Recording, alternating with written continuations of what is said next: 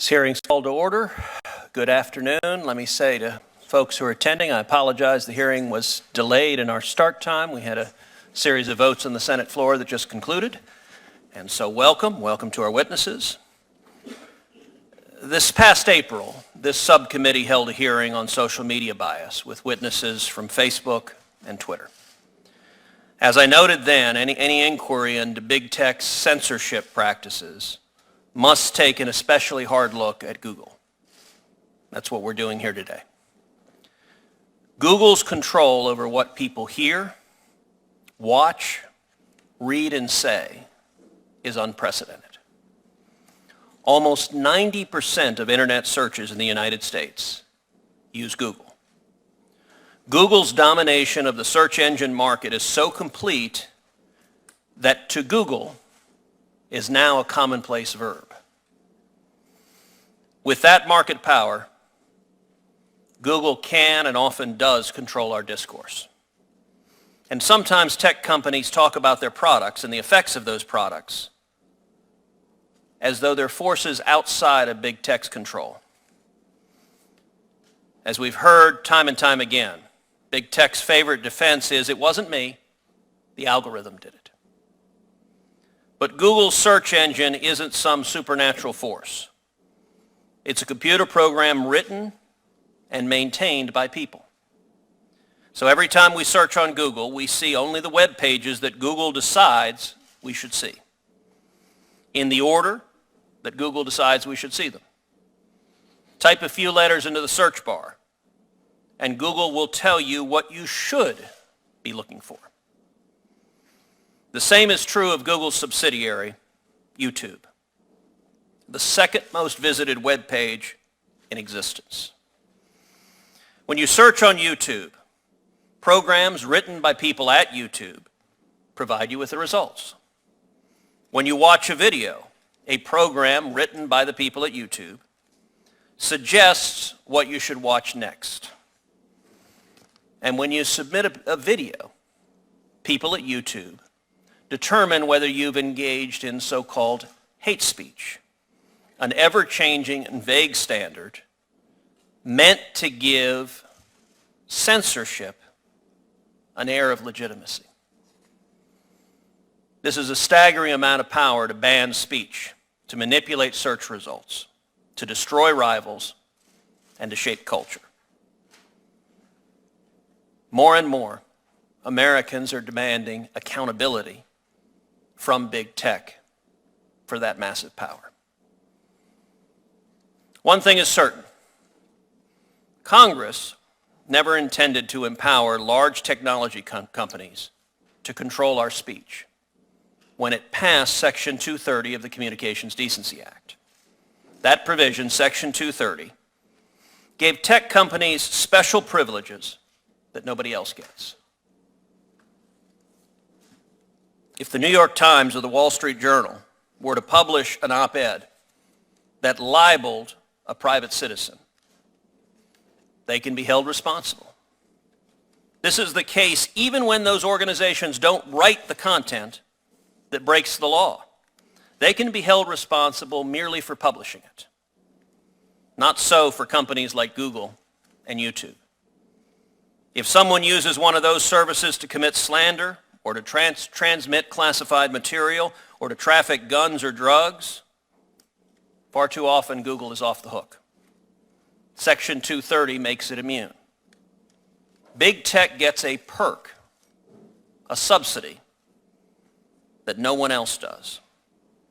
Fox News, MSNBC, or anybody else. This immunity, however, was part of a deal. It was a trade. Section 230, the text of it, refers to the internet as, quote, a forum for a true diversity of political discourse. That was the trade at the heart of Section 230. This is because we expected tech companies in the business of carrying others' speech wouldn't favor any side when they did so. There wouldn't be a conservative internet and a liberal internet. There'd just be the internet. That bargain today is falling apart.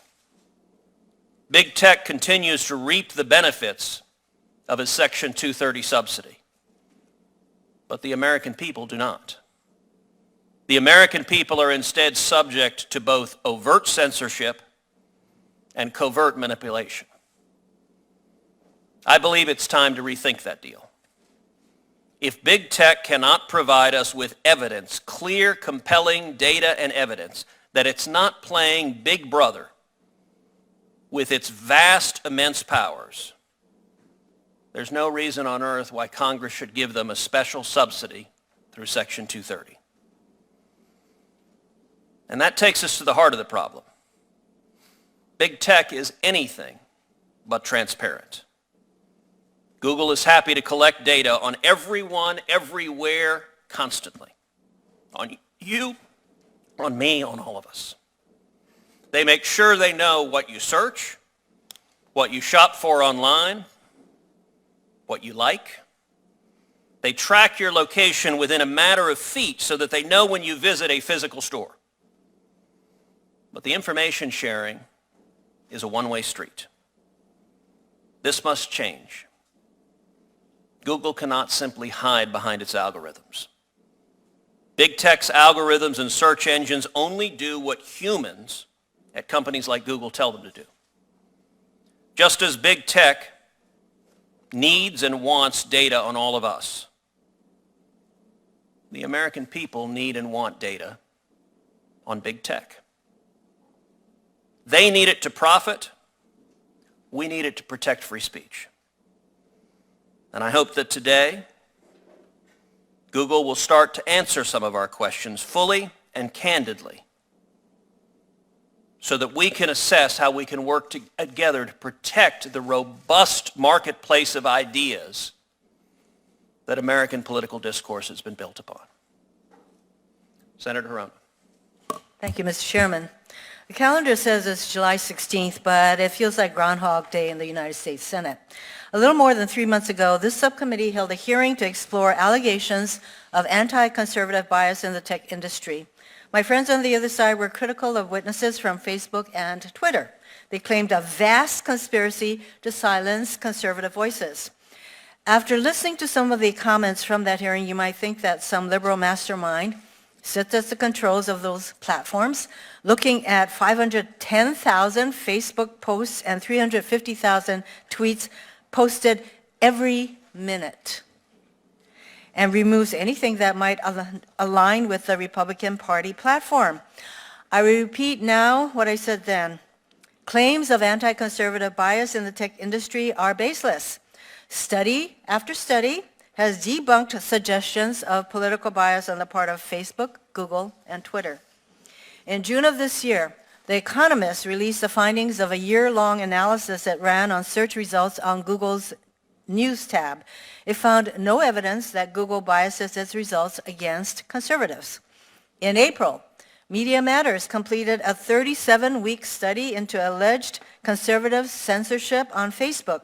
It found that right-leaning pages actually outperformed left-leaning pages in terms of overall interactions with users. Earlier this year, Twitter performed a 5-week analysis of tweets sent by all members of the House and Senate. It found no statistically significant difference between the number of times a tweet by a Democratic member is viewed as compared to a tweet by a Republican member.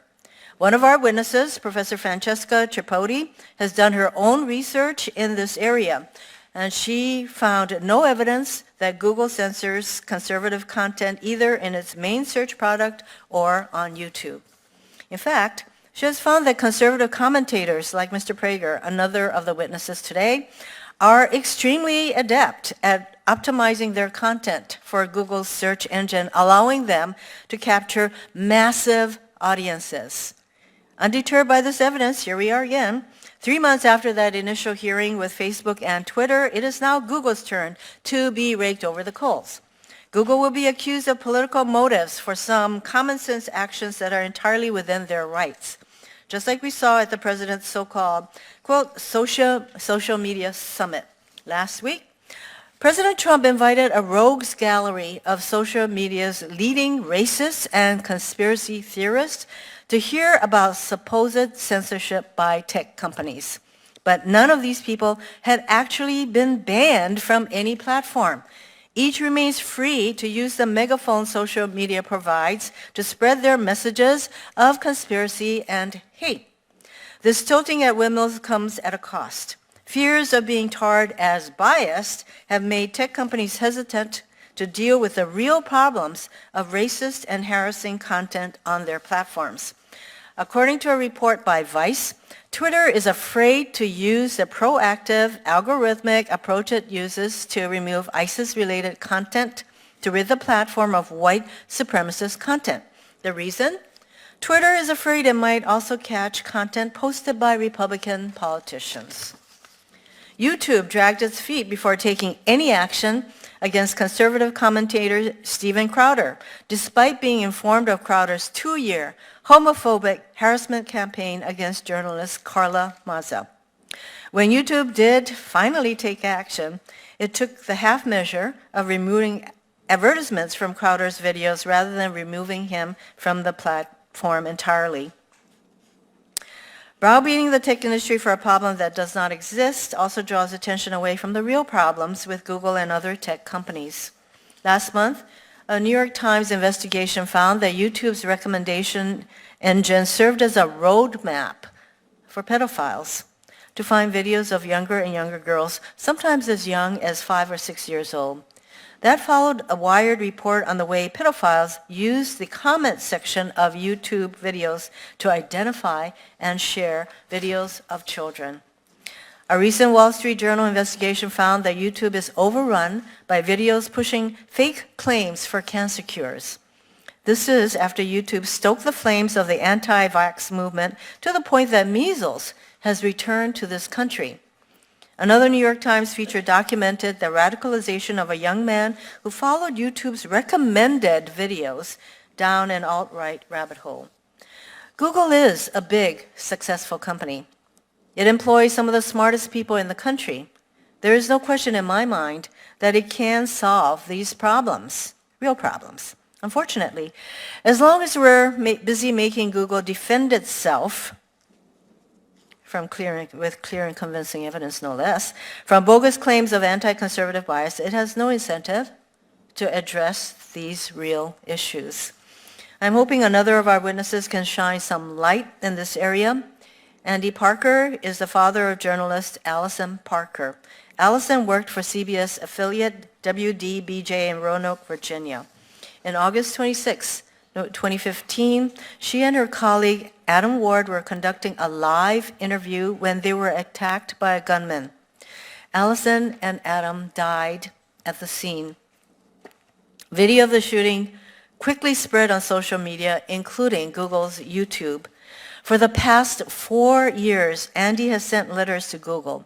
He has met with Google. He has flagged videos on YouTube. He has begged and pleaded that these videos come down.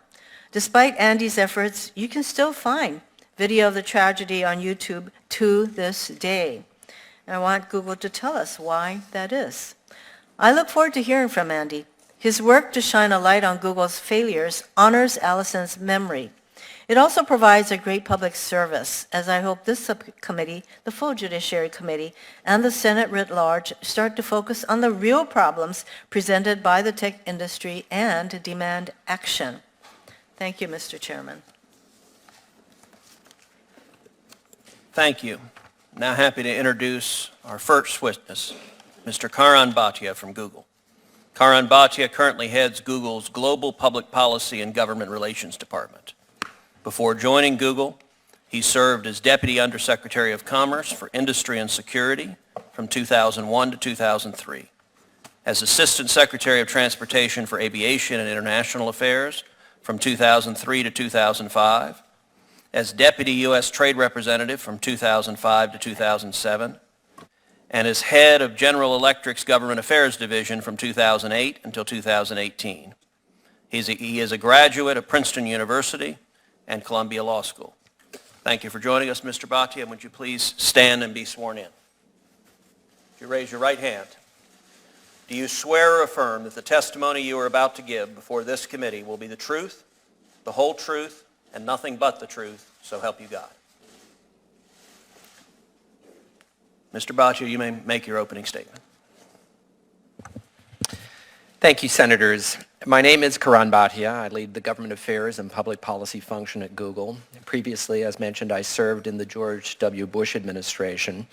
And earlier in my career, I spent time at the Heritage Foundation and the Claremont Institute. And in college, I was editor of our conservative publication, the Princeton Tory.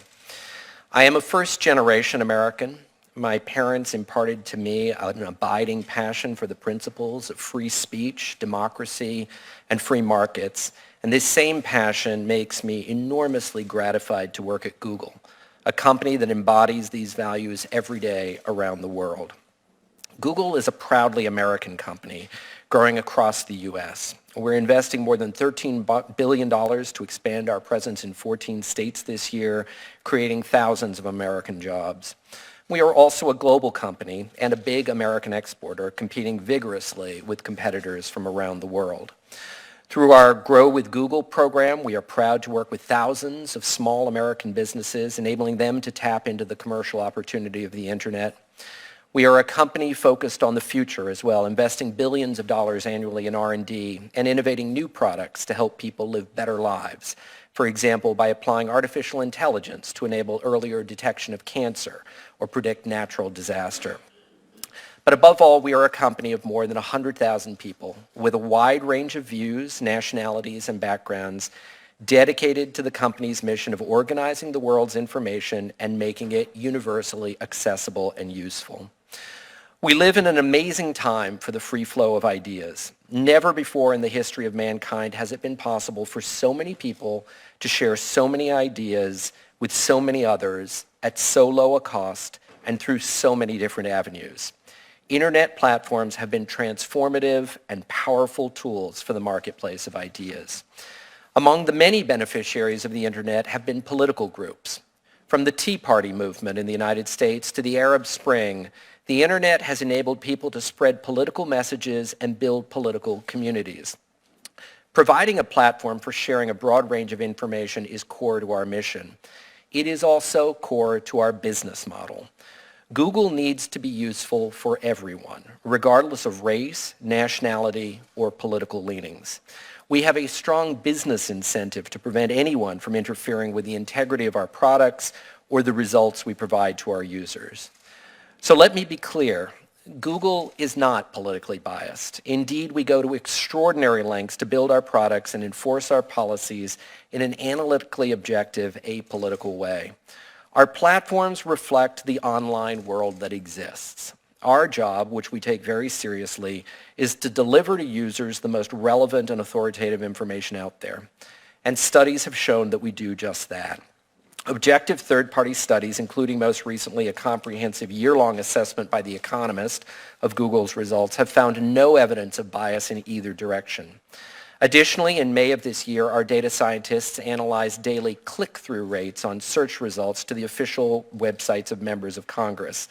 The data showed no difference in these metrics, whether the member was a Republican or a Democrat. We also analyzed official YouTube channels for all senators who have them, and we consistently found a balance between Republicans and Democrats.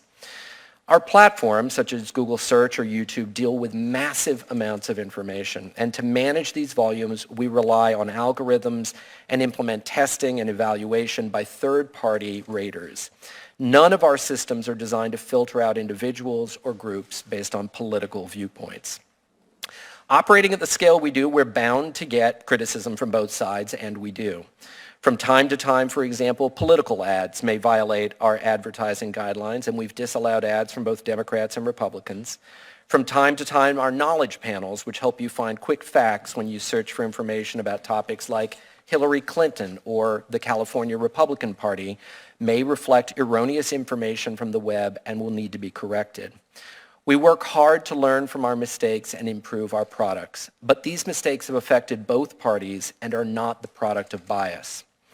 As technology continues to play an increasingly essential role in the lives of Americans, we know that users expect the highest degree of integrity from our products and that we must meet that expectation every day. If we don't, our users will go elsewhere. And that is why we invest so heavily in these systems and tools that help us surface the content that is most relevant to our users in an analytically objective, apolitical way.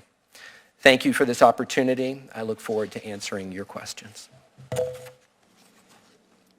Thank you, Mr. Bhatia. My first question will not surprise you. It's a simple question. Does Google consider itself a neutral public forum? Senator, we operate a number of platforms, and they are constructed and operated to be politically neutral or apolitical. So does Google, the Google search page, let's just focus on that for a moment. Does Google consider the Google search page to be a neutral public forum? We construct it, we build it, and we operate it to be politically neutral.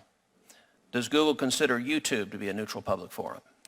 Similarly, Senator, we build and construct it, maintain it with our algorithms to be politically neutral.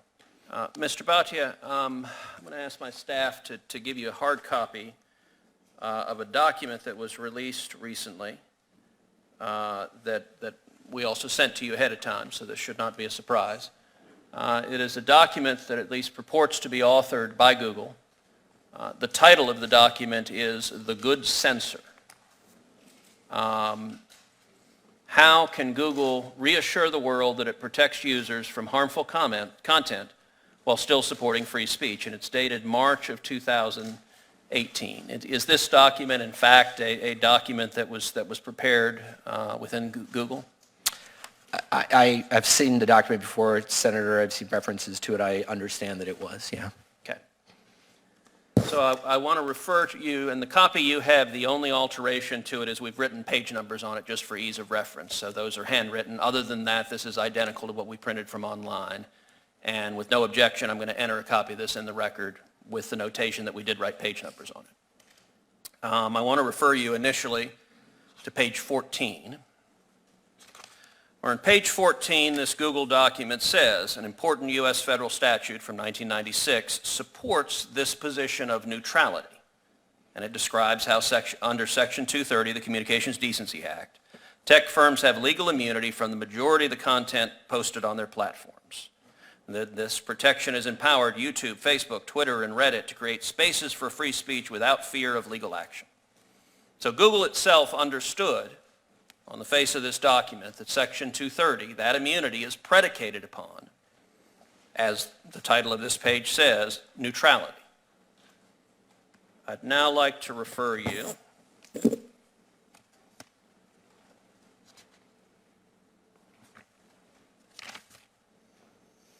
page 65 of the document. You can put this chart up as well. So on page 65 of the document, this Google document says tech firms are performing a balancing act between two incompatible positions. On the one side, create an unmediated marketplace of ideas, 100% commit to the American tradition that prioritizes free speech for democracy, not civility, by creating spaces where all values, including civility norms, are always open for debate. That's on the one side in Google's own assessment.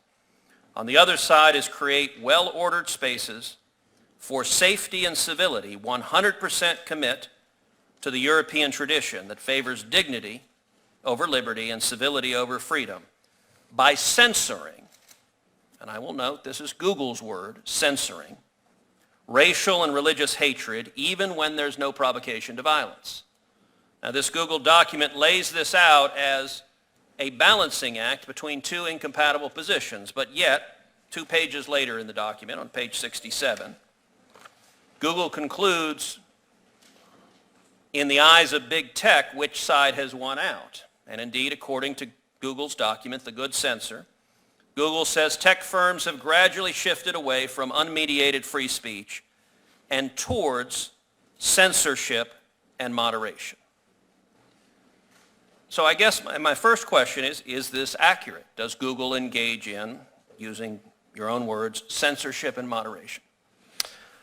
So, Senator, first, just to place this document in context, this was, as I understand it, sort of a thought experiment and sort of a discussion that was underway among our marketing team. It was a marketing document. And it was thinking about sort of this broader tension that exists between, on the one hand, being a forum for free speech, and on the other hand, seeking to introduce certain rules of the road or community guidelines to make sure that the online environment is one that is one that users will want to participate in. And so it was discussing that tension. It is not reflective necessarily of the views of the company as a whole. It is not, it is... Let me then ask my question again, Mr. Bhatia. Is this document prepared within Google? Is it accurate? Is Google engaged in, and the terms used are censorship and moderation in this context, I understand not to mean being moderate, but rather actively moderating the speech that occurs. Is that in fact what Google is doing, which is censoring and moderating speech on its platform? So I would not say that we are censoring speech on our platform. In fact, there is a dramatic, there's as I mentioned in my opening remarks, remarkable opportunities for every part of the political spectrum to be able to participate through the online platforms. We do have, for instance, let's take our YouTube platform. We do have community guidelines that precludes, for instance, people from uploading videos that might contain violent extremism, that might contain hate speech that would prescribe or encourage, incite violence against protected minorities. This document also that y'all prepared, you've got the logos, if I'm recognizing them correctly, for Facebook, for Twitter, for Google, and YouTube, all on the side towards censorship and moderation. And in fact, the chart goes on to say, create well-ordered spaces for safety and civility. And then it has three words: politicized, editor, and publisher. Are those accurate descriptions? Is Google or YouTube editors and publishers? No, sir, Senator, I don't believe we are. And again, I'm not sure the context in which those words were placed up there. But no, we are not. So this Google document, your position is it's just wrong, then, is that? My position is that there are many documents that get produced where you task teams to go off and think about what's going on in the ecosystem. I think this document reflects thinking, that's being done by a marketing team. And in fact, the next page of this slide deck, which I don't think I have in larger form, but I'll read it for you. It's page 68 in the version in front of you. Says, for a long time we thought of censorship in terms of government and nation states. And I think we're now in an era in which people are starting to realize that private companies, probably more than ever before, control people's ability to amplify their voices and whether or not their speech stays up or comes down. Also what they see and what they can listen to and what they can read. Now, there has been considerable debate, including an argument by the ranking member of this committee just a few minutes ago, that there is no censorship, that no one is engaging in any censorship. This document, and in fact the quote I just read, I think reflects the concerns of a great many people that Google, a massive company with monopoly power, is choosing whether to amplify people's voices, whether their speech stays up or comes down, what they see, what they can listen to, and what they can read. Do you agree that's in fact what Google's doing? No, Senator. And this, just to be clear, obviously is not, it's a quote from some third party. It's not somebody at Google. But no, Google put it in this presentation, so it presumably... To reflect obviously the discussion that is going out in general in society about whether platforms in general, which have on the one hand in many cases a mission, a goal of trying to be available for free speech, for new voices, for diversity voices to be heard, and on the other hand creating spaces where certain kinds of speech violent extremist speech as an example, which is clearly potentially damaging and threatening to society and to the community of users, is not permitted. So that's a tension, a natural tension that exists, and I think it's, again, it's not our quote, but it's not an unreasonable thing to expect companies to be thinking about that. All right, so let me ask the last question, my last question for the first round. You have repeatedly made reference to violent extremism and hate speech. One of the companies that has been demonetized by Google repeatedly is Prager University. Dennis Prager is sitting here. He will be testifying on the next panel. Mr. Prager is, in my judgment, a highly learned, erudite individual, studied and well thought on a great many issues. And in my experience, I've always found that I learn when listening to Mr. Prager, whether I happen to agree with a particular issue or not. And yet, YouTube actively censors the content Mr. Prager is producing. Is it your view that Mr. Prager is somehow disseminating dangerous ideas or ideas that fit into the buckets you were talking about of violent extremism or hate speech? No, Senator. Maybe if I can just explain. Mr. Prager is a YouTube success story. Mr. Prager has more than 2 million followers, as I understand it. Mr. Prager's, and all of Mr. Prager's content is available on YouTube, the main YouTube channel. We do have a very small percent of our subscribers who opt for what we call restricted mode. These are mostly institutions like churches or perhaps schools, where there's certain more mature content that they choose not to have access to. Now, this is less than 2% of the overall YouTube watchers, but we do feel it's important to give those institutions that degree of control. There is a small percent of Mr. Prager's overall content, as I understand it, less than a quarter of his content, that is deemed to be in that category of more mature. And so for that very small percentage, they will not have access to Mr. Prager's more mature content. Other than that, it is complete. And just to be clear, this is content, for instance, it may be perfectly acceptable to watch, but for those who perhaps references to violence or war or rape, things like that.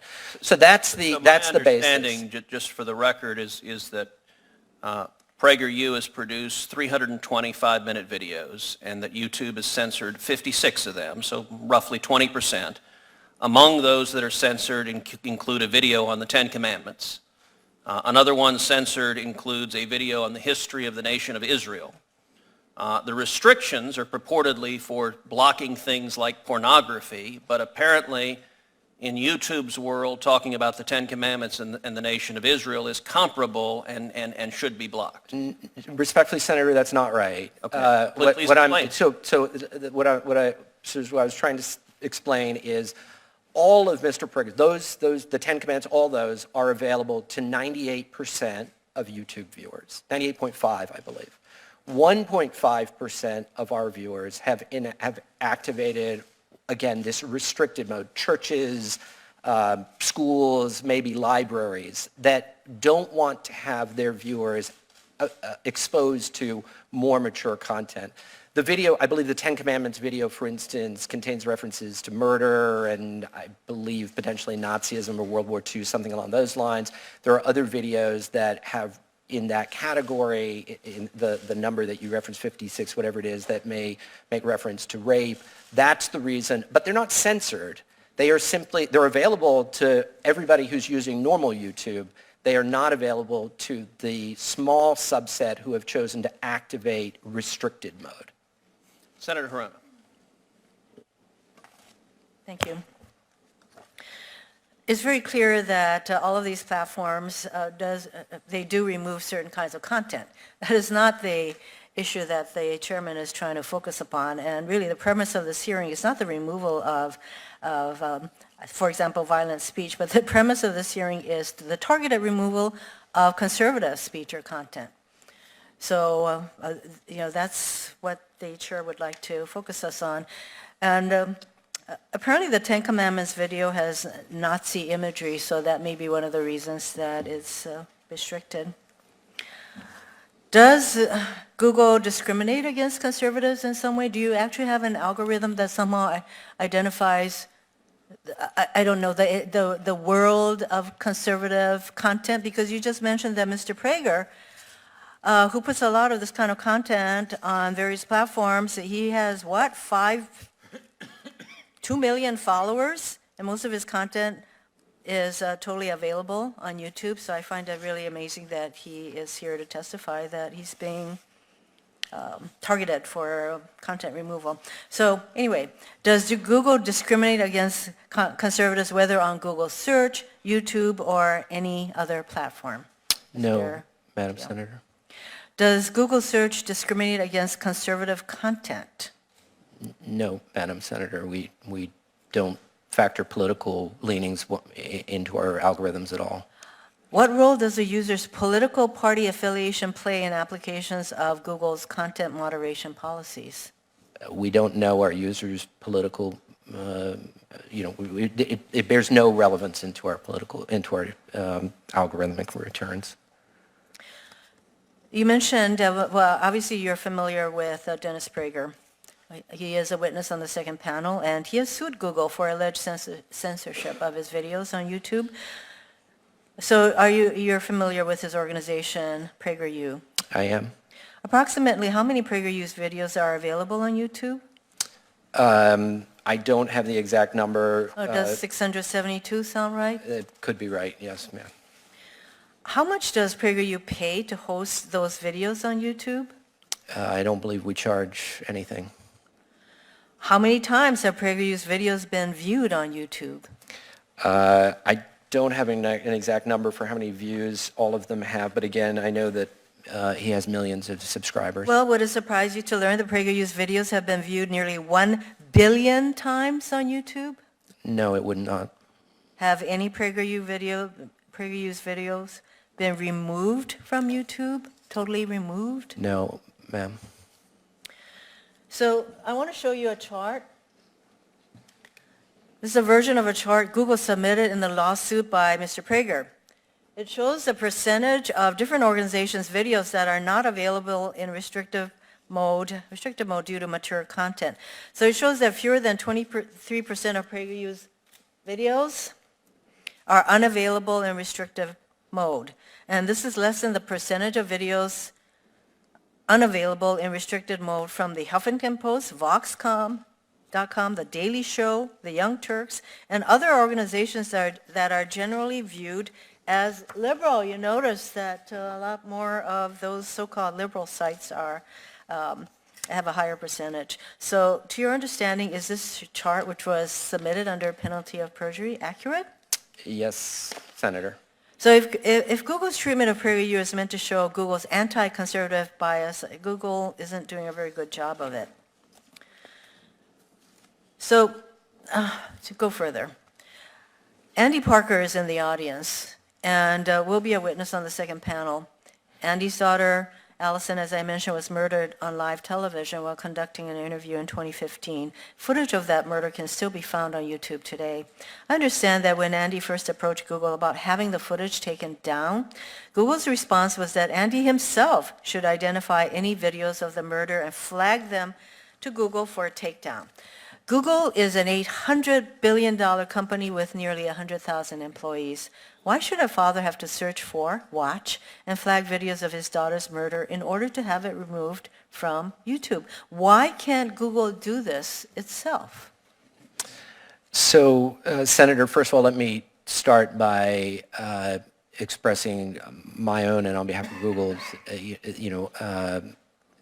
deepest sympathy to Mr. Parker for what he's gone through. And we have indeed engaged with him over the course of time. There are a number of sets of potential concerns with different kinds of videos. So if I can explain, the first are videos that are hoax videos. So there were videos that were put out that essentially tried to make the case that the shooting of his daughter had not happened. Those videos we violate our policies, and we have indeed taken all of those down. The second set of videos that you're referencing are a variety of videos that may be, for instance, news footage or other things of the shooting. And there are a couple of concerns. One is the question of copyright. In other words, are these videos that are owned potentially by Mr. Parker? I understand there's some evidence of that. If there is, obviously we would seek to respect the copyright holders' desires. But where there are simply news videos that a major news outlet might have put out that would contain sort of portions of the footage, that then becomes sort of part of the corpus that we would generally tend to leave up. So that's, I think, what we're trying to work our way through. So you have taken down some of this footage, and the ones that you legally can take down. Yes. Do you have any of us, can you give us any idea of how many, whatever the right term is, how many of these individual posts that have been put up that you all take down? With respect to this video, I don't have the number, but we can happily get back to you on that. I mean, are we Senator. talking about, 100,000 of these? In general, if you're talking about videos that we take down, I mean, there are hundreds of thousands of videos that seek to get uploaded every day, every week that we take down for violation of our terms one way or another. There are, just to put it in scale, every minute there are 500 hours worth of video that is sought to be uploaded to YouTube. So Are you still taking down these kinds of videos relating where to we Mr. Parker's find videos and we deploy machine tools, algorithmic tools to try to capture what is violative of legal restriction or policy, and we do indeed try and take them down based on those tools. So are you taking action really to do these, or is it only as somebody points out that, oh, there's another video? No, Senator. I mean, again, given the quantity of video that we have out there, we have to depend upon machines effectively to try and create fingerprints and then spot videos that are violative of our policies, our community guidelines, or others. So we certainly use that as a first instance. We then also do look to members of the community to inform us or point us to things that they also think should be taken down, and when pointed out to us, we have human reviewers look at them and take them down as well where violative. So when Mr. Parker first came to you, it was more than unfortunate that the message he got from Google is go out there and find all these yourself. That was definitely not a good thing. Understood. A good approach for you folks. Thank you, Mr. Chairman. Thank you. Senator Blackburn. I'm sorry, do we have 7-minute rounds? We do have 7. Oh, okay. If you want to take some more time. Sure. I thought we were in 5 minutes. Okay. So just this week, we've been able to find more footage on Allison's murder on YouTube. And again, it seems as though vis-a-vis Mr. Parker that Google has infinite resources, near infinite resources. And I would like to know that you are actively taking down on your own volition these videos. And I think I have a screenshot of one of the videos still available on YouTube, and the person who posted the video made no attempt to hide his content. The title is, quote, breaking WDBJ shooting video footage. It's like screaming out there.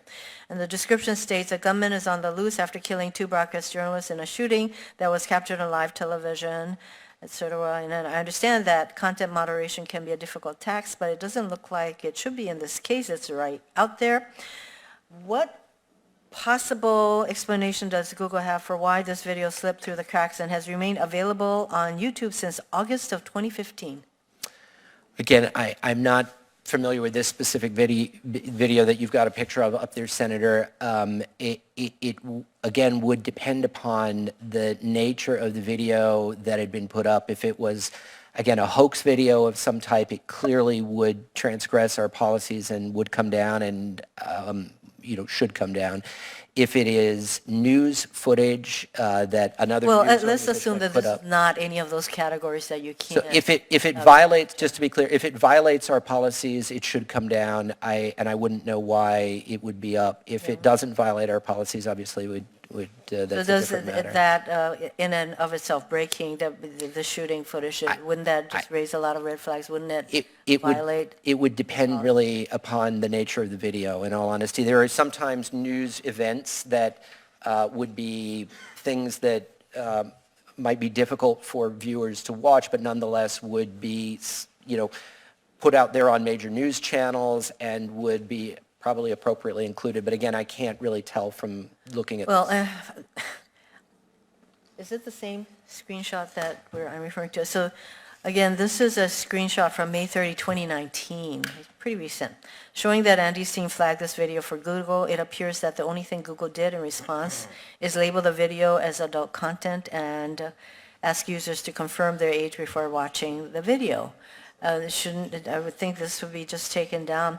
And what is Google going to do to ensure that this video and others like it are removed from YouTube quickly and that they don't come back? So why would you allow people to view something like this rather than taking it down? Again, Senator, it's difficult for me to comment on the specific video without knowing what it is. There will be videos that will be news footage that may be disturbing to people, but nonetheless is legitimate news footage, in which case giving it the appropriate label may be the outcome consistent with our policies. On the other hand, if it violates and transgresses one of our policies, whether it's the policy against hoax videos, whether it's any of the other policies that we might have, we would then look to take it down. So again, difficult for me to say, but we're happy to look into. Why don't you look into this? Yeah. Because I started again, I'm not sure where I am on the time frame here. I think I had about 2 minutes left. Oh. Yeah. Oh, I'm so sorry. Oh, well, you all are being very nice. Thank you. Thank you. Senator Blackburn. Thank you, Mr. Chairman. Mr. Bhatia, thank you for being Thank you, here. Senator. We appreciate it. About a year ago, I said that I felt like 2018 marked the end of the age of innocence for the internet. And if you look forward to this summer, we've got Facebook that has been hit with a $5 billion fine from the FTC. In my opinion, that's not enough. It should have been $50 billion. We all know they've been in violation of their privacy agreements. You all at Google are facing a Justice Department inquiry, and if Microsoft's experience with their 20-year antitrust saga is any indication, then, I hope you realize this is very serious, and it's a serious inquiry. And it seems like the problems around big tech, as it has become a mature industry, that they're just mushrooming. And when we talk about privacy or lack thereof, data security, lack thereof, offenders that are the biggest and the worst offenders, unfortunately for you all, people put Google at the top of the list. So we appreciate that you're here. I want to start with you and talk a little bit about prioritization of search results. I think this is important to do because I will tell you, I feel like you all push the boundaries until your hand gets slapped.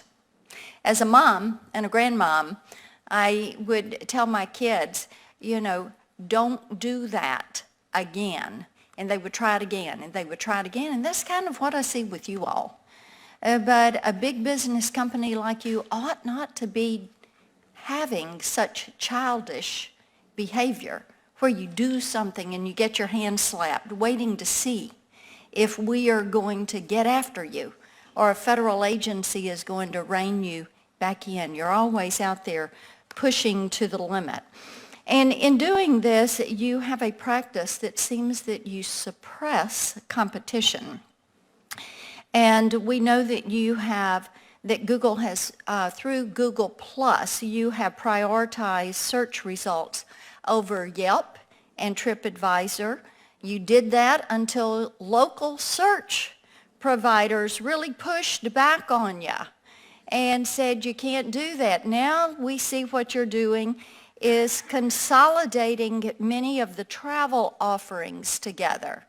And so you're trying to push forward to dominance in the travel market, and you're doing that through an app called Trips. And now you're going to be armed with all of these details, all of this data, all of this search data from people that use your service. And you're going to use that prioritization to wipe out competition from travel booking sites. And I'm concerned about the threat to competition that Google poses and how search prioritization harms new startups that are seeking to enter the marketplace. So let me ask you a couple of things. Does Google actively prioritize Google's own local search results? Yes or no? We seek to provide users, Senator, with responses to their queries Sir, that are most yes or no? relevant, most Yes or no? relevant and authoritative. Yes or no? Do you prioritize? No, unless our services, what we would put forward, would be more relevant and authoritative. Does Google know if its own search results are better than the third-party competitors? It would depend entirely on the different search that you search, So you have all the queries data, that but you're looking. you're not quantifying and you're not prioritizing. There are billions of searches that get run every day. Sometimes we would surface information Okay. that we would have, sometimes The others. answer is yes, you do prioritize, and yes, you do use that information. People aren't dumb. They can check how those search results come in. When the FTC investigated Google from 2011 to 2013, it discovered a business practice that is called co-occurrence signals. That is, Google products would be triggered to appear above the 10 blue links when the appearance of a competitor occurred in the page rank results. Does Google still use any form of co-occurrence signals to suppress the competition in search results? Senator, you're deeper into that than I know the immediate answer to. I'll have to get back to you on that. I will tell you that the FTC... Why don't you submit something in writing then for the committee so that we have that? This is a practice you're not supposed to be conducting at this point. You've been investigated for it. Okay, on Monday, you claimed in an op-ed that Google is not politically biased, yet you acknowledged that Google took down or limited the reach of conservative content and accounts and only did so mistakenly. If you want us to believe that Google is an equal opportunity search engine and not an equal opportunity offender, let me clarify exactly what an equal playing field would look like for you all at Google. Google should equally promote video reporting in its search results, whether the article is from CNN or Fox News. Do you agree? We have both CNN and Fox News in other our words, news corpus. Okay. Should Google equally promote news articles in its search results, whether the article be from the Huffington Post or Breitbart? We surface Okay, the results that are most to that one. responsive. Should YouTube equally promote videos from Diamond and Silk at the same time as videos from John Oliver? Again, both are in the corpus. Okay, What you gets don't know the surfaced is answer to most that responsive. one. Thank you, I'll move on. In December 2018, reports surfaced that Google employees sought to block Breitbart from Google AdSense less than 1 month after President Trump took office. Google employees sought to use, quote unquote, what they called hate speech as a pretense for banning Breitbart from taking part. The emails show. Ultimately, these Google employees did not succeed in their efforts to censor Breitbart. Has your advertising platform ever enacted policies that tended to favor certain viewpoints over others? No, Madam Senator, we don't use political indicia to influence our ads. Okay. Has Google ever blacklisted or attempted to blacklist a company, group, individual, or outlet from its advertising partners or its search results for political reasons? No, ma'am, we don't use blacklists, whitelists to influence our search results or For what reason does Google blacklist a company? as I said, per your previous question, we do not utilize blacklists or whitelists in our search results to favor political outcomes. Doesn't happen. I have one last question, Mr. Chairman, if I have permission. In March 2019, Google set out to form a council on the future of artificial intelligence. That is something very important to us here at this committee. One topic was fairness in machine learning. Yes, ma'am. Of the 8 members appointed to the council, only one conservative was appointed. That was Kay Cole James. She's the president of the Heritage Foundation. She is widely respected as a leader in the conservative movement. Yes. Her appointment caused 2,500 Google employees to sign onto a letter opposing her appointment. The AI panel fell apart after Ms. James was unfairly tarred and targeted for her policies. These days, we hear a lot about implicit bias. Mm-hmm. What has Google done to address the widespread implicit bias against conservative values that persist throughout your corporate culture? And we understand this is in the physical sense and in the virtual sense. So, first of all, with respect to our corporate culture, let me again emphasize we're 100,000 people. We're in many states around the United States, including Tennessee. We are a diverse group of people with many different views, but we do recognize that there could potentially be challenges with implicit bias, and that's precisely the reason that we construct our search engines, construct our platforms in such a way that bias does not get built in. And so, and core to that is the system of making sure that any change in the algorithm that could be proposed or is used is run based through a rating system, a system of search raters, which consists of thousands of people throughout the United States, I think 49 states throughout the U.S., and any change to promote one change the algorithm as being more authoritative would need to be reviewed by We all of them. appreciate that, and at this committee, we're going to be looking and doing a deep dive into the issues of privacy, data security, antitrust, competition, censorship, prioritization, and we hope that you will come with an open mind to the table and be willing to work with us. I yield back. Thank you. Thank you. Senator Blumenthal. Thank you, Mr. Chairman, and thank you for having this meeting. Welcome to committee. Thank you, Senator. And thank you for being here. I want to first ask you about an allegation which actually the President surfaced on Monday. The President threatened to launch a treason investigation into Google for allegedly working with the Chinese government. The claim appears to be based on a comment, and I'll ask that the report of that comment be entered into the record if there's no objection. Without objection. A Politico article dated July 16th. The claim appears to be based on Peter Thiel's allegation that Google has been somehow involved in treason. We know it's been a target of Chinese hacking, most prominently in 2009.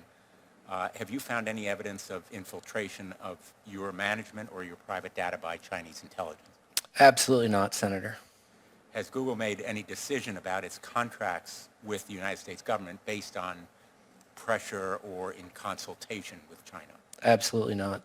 Has Google turned over or in any way turned a blind eye to a leak of its software or private data to Chinese intelligence? Absolutely not. We take extremely seriously that the threat of any penetration of our systems. And if Google's software, private data, or management is breached by a foreign intelligence agency, including China, will you commit to notifying this committee immediately? Certainly, sir, and indeed we work closely with the law enforcement agencies of the U.S. And Yes. other appropriate Yes. agencies. Thank you.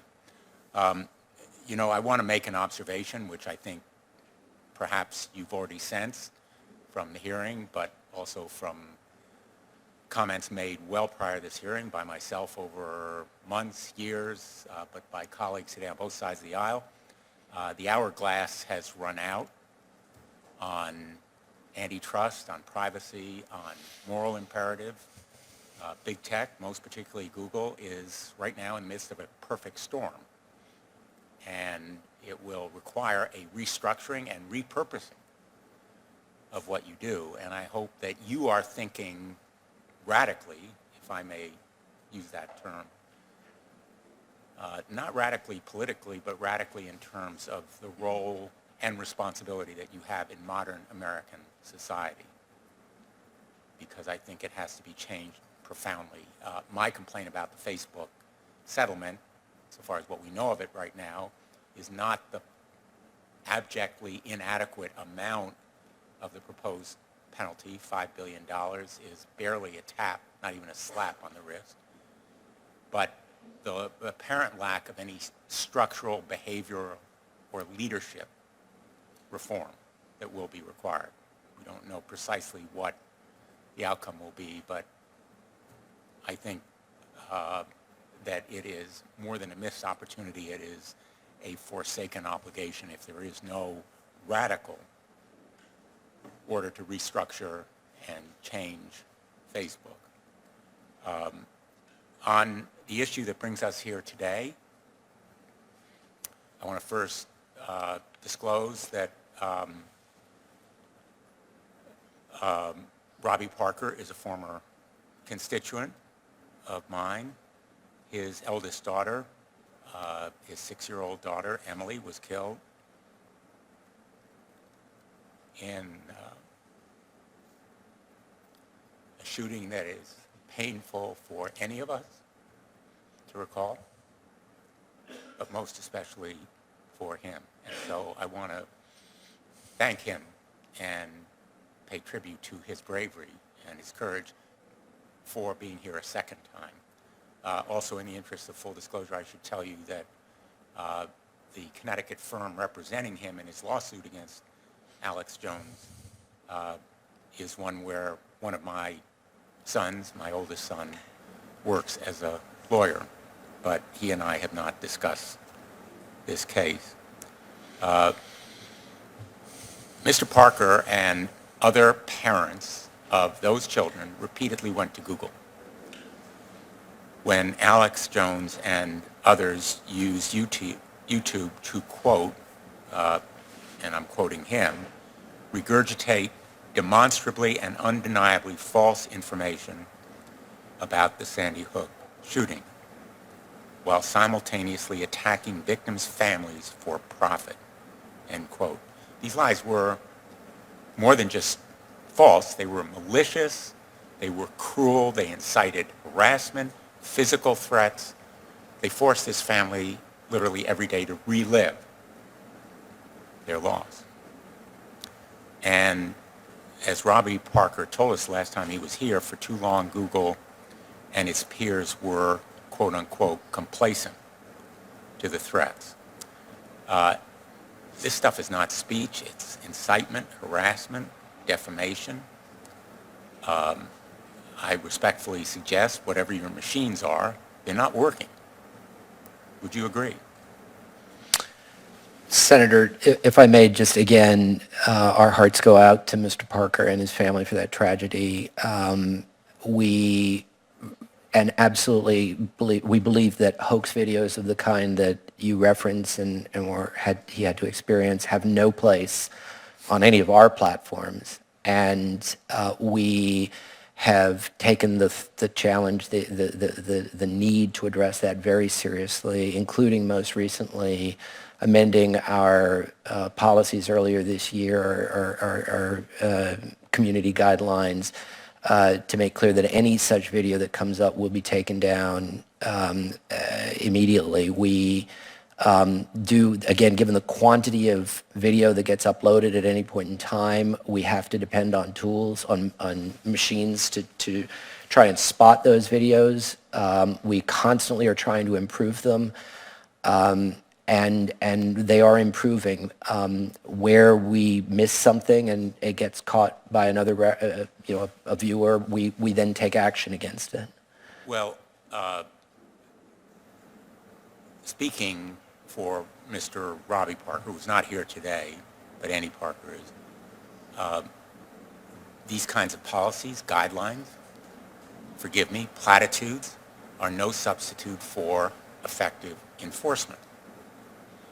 And I have said, if I've said it once, I've said it 100 times, the best policies, the best laws that we make are dead letter unless they're effectively enforced. I say that as someone who spent most of my career in enforcement, not legislating. And I have to conclude, given what I saw before today and then what Senator Hirono showed you, that the machines are not working and that you are dependent as much on the victims coming to you, and then often the victims not believed or not heeded. And I guess I'm looking for a commitment that you'll do better machines, or you'll have different ways of detecting and different ways of enforcing, but again, not just guidelines or policies, but actually investing in what's needed to make these policies and guidelines real. Senator, you absolutely have our commitment, my commitment, that will continue to invest in that space. All I can tell you is we don't want those kinds of videos up. It's certainly not conducive to the kind of community we're looking to build at YouTube. It is, given the sheer quantity of video that gets uploaded, it is a tough computer science challenge, but we can continue. You're the ones who upload it. Well, You're individuals the one will be responsible for it. You happen to have a provision of law that dates from the inception of the internet that gives you, in my view, a very excessively broad shield of immunity. We can debate the merits of Section 230 at another time, but you can't simply unleash the monster and say it's too big to control. You have a moral responsibility, even if you have that legal protection. And again, with all due respect, I think there is a moral imperative here, and the hourglass has run out. We agree that it is a responsibility that we and all platforms have to make sure that videos like that don't appear on our system. And what specific steps are you going to take besides guidelines and policies? A lot of it will come down to improving the algorithms, improving effectively the tools, the machine learning tools that we have to spot videos, to spot violative videos. Again, I will say that there's dramatic improvements happening in this space as technology improves. And we're already catching far more. People will sometimes put up videos that contain snippets or will contain a bit of video and then interspliced with other forms of video and then back to the video. So there's all sorts of tools that people sometimes try to utilize to get around our policies. And again, we're training machines to try and catch those as well. Ultimately, technology is going to have to be part of the solution here, and we're working. My time is limited, but I want to ask you just a couple more questions. Has Google committed to an independent audit of how it enforces these policies, as Facebook and Twitter have promised? We consult with many people on trying to figure out what the best way of meeting these challenges are, Senator. So we look to them for input on how we're doing. We're looking for advice on how best to meet the challenges. My question is about an independent audit. Facebook and Twitter promised it. Have you committed to it?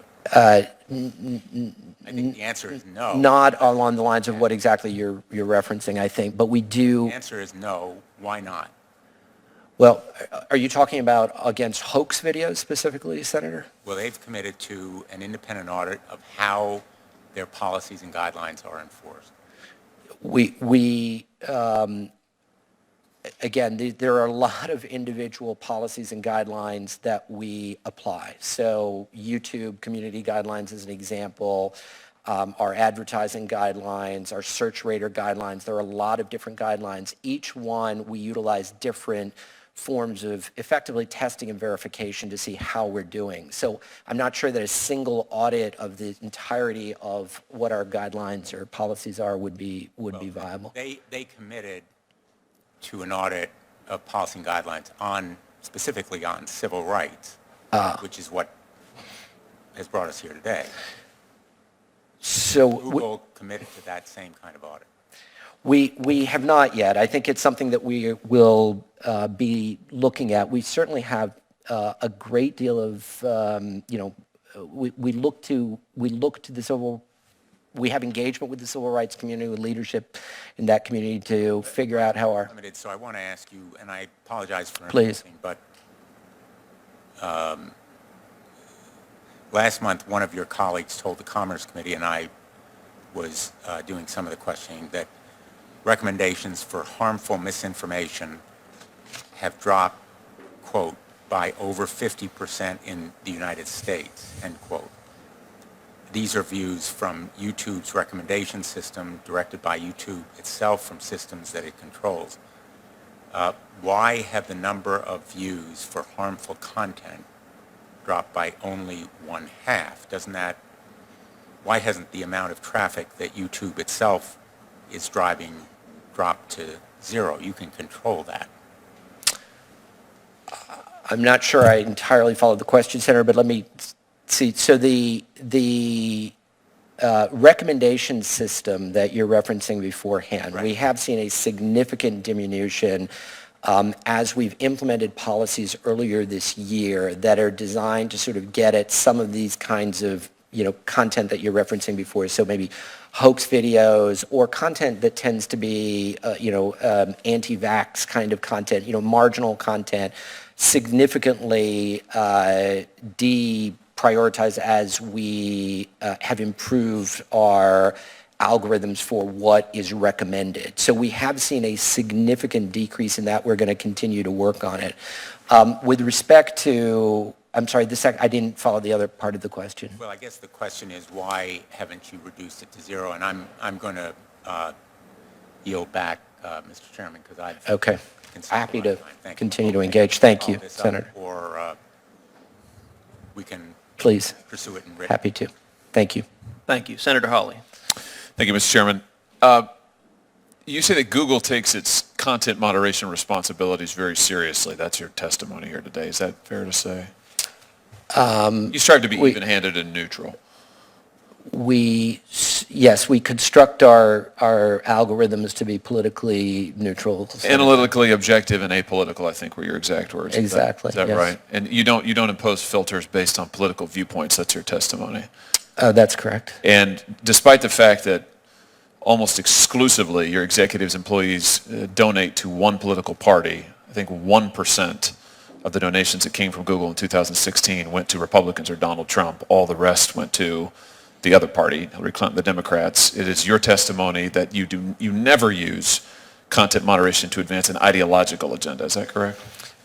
Yes, Senator, and it's it is both contrary to our mission, contrary to our business interests, and it would be incompatible with the systems that we build to work political bias in there, which I think is why we've had third-party studies, including the ones that I referenced, that demonstrate that we do not have political bias in And our product. inconsistent with your basic values, I imagine you would say. Inconsistent with our values. Except for when you do it in China, right?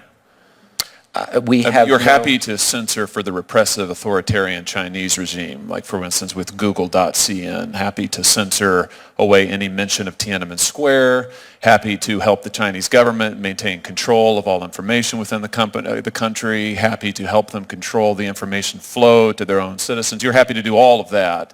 Would you call that censorship with an ideological agenda? Senator, we don't offer almost any of our products in China. We don't offer Google Search. Wait. Are you saying that Google CN did not include censorship tools based on what the Chinese regime asked for? Is that your testimony? Google, Just reminds you you're under oath we now. have not, We have not. Google CN did not include censorship material? Senator, I don't know what you're. You're not familiar with Google CN? I'm referencing the fact that we exited China in 2010, and we did so because Google, at that point, in addition to being under attack, we felt that the censorship requirements that were being applied to Google were not compatible with the products that we were able to. But you continue did to offer Google CN. You developed it, and it included censorship tools that would have screened out things like mentions of Tiananmen Square. Is that correct? I'm sorry, Senator, are you referring to Project Dragonfly? Oh, well, since I wasn't, but since Okay. because that's a separate thing. But Yeah. since you mentioned Project Dragonfly, why don't you tell us about it? Is it active right now? It's not, Senator. You're able to say that for the record. It's not active. You've abandoned Project Dragonfly? Yes, we've terminated that. Are you willing to commit today here that Google will not agree to or participate in any form of censorship with the Chinese regime in China against Chinese citizens? Or will you commit to that? You will not agree to any information or restrictions on data flow in China, the Chinese market? Senator, I'm trying to imagine hypothetically what you're referencing. We don't Well, I was thinking provide about search. Google CN, for instance. We don't reference China's search in China. Fundamentally in China, we actually do very little today, certainly compared to any other major technology company. We really... So you won't block search terms for Uyghurs in concentration camps or Tiananmen Square. You won't do that in any business, any venture going forward? We don't...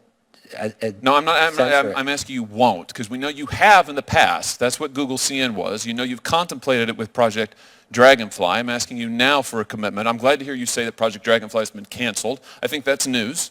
So that's good to hear, because there's been news reports that it's still active. So I'm delighted We've to hear been that. clear that we have no current plans to go into China in the search market. That's great. So that's great.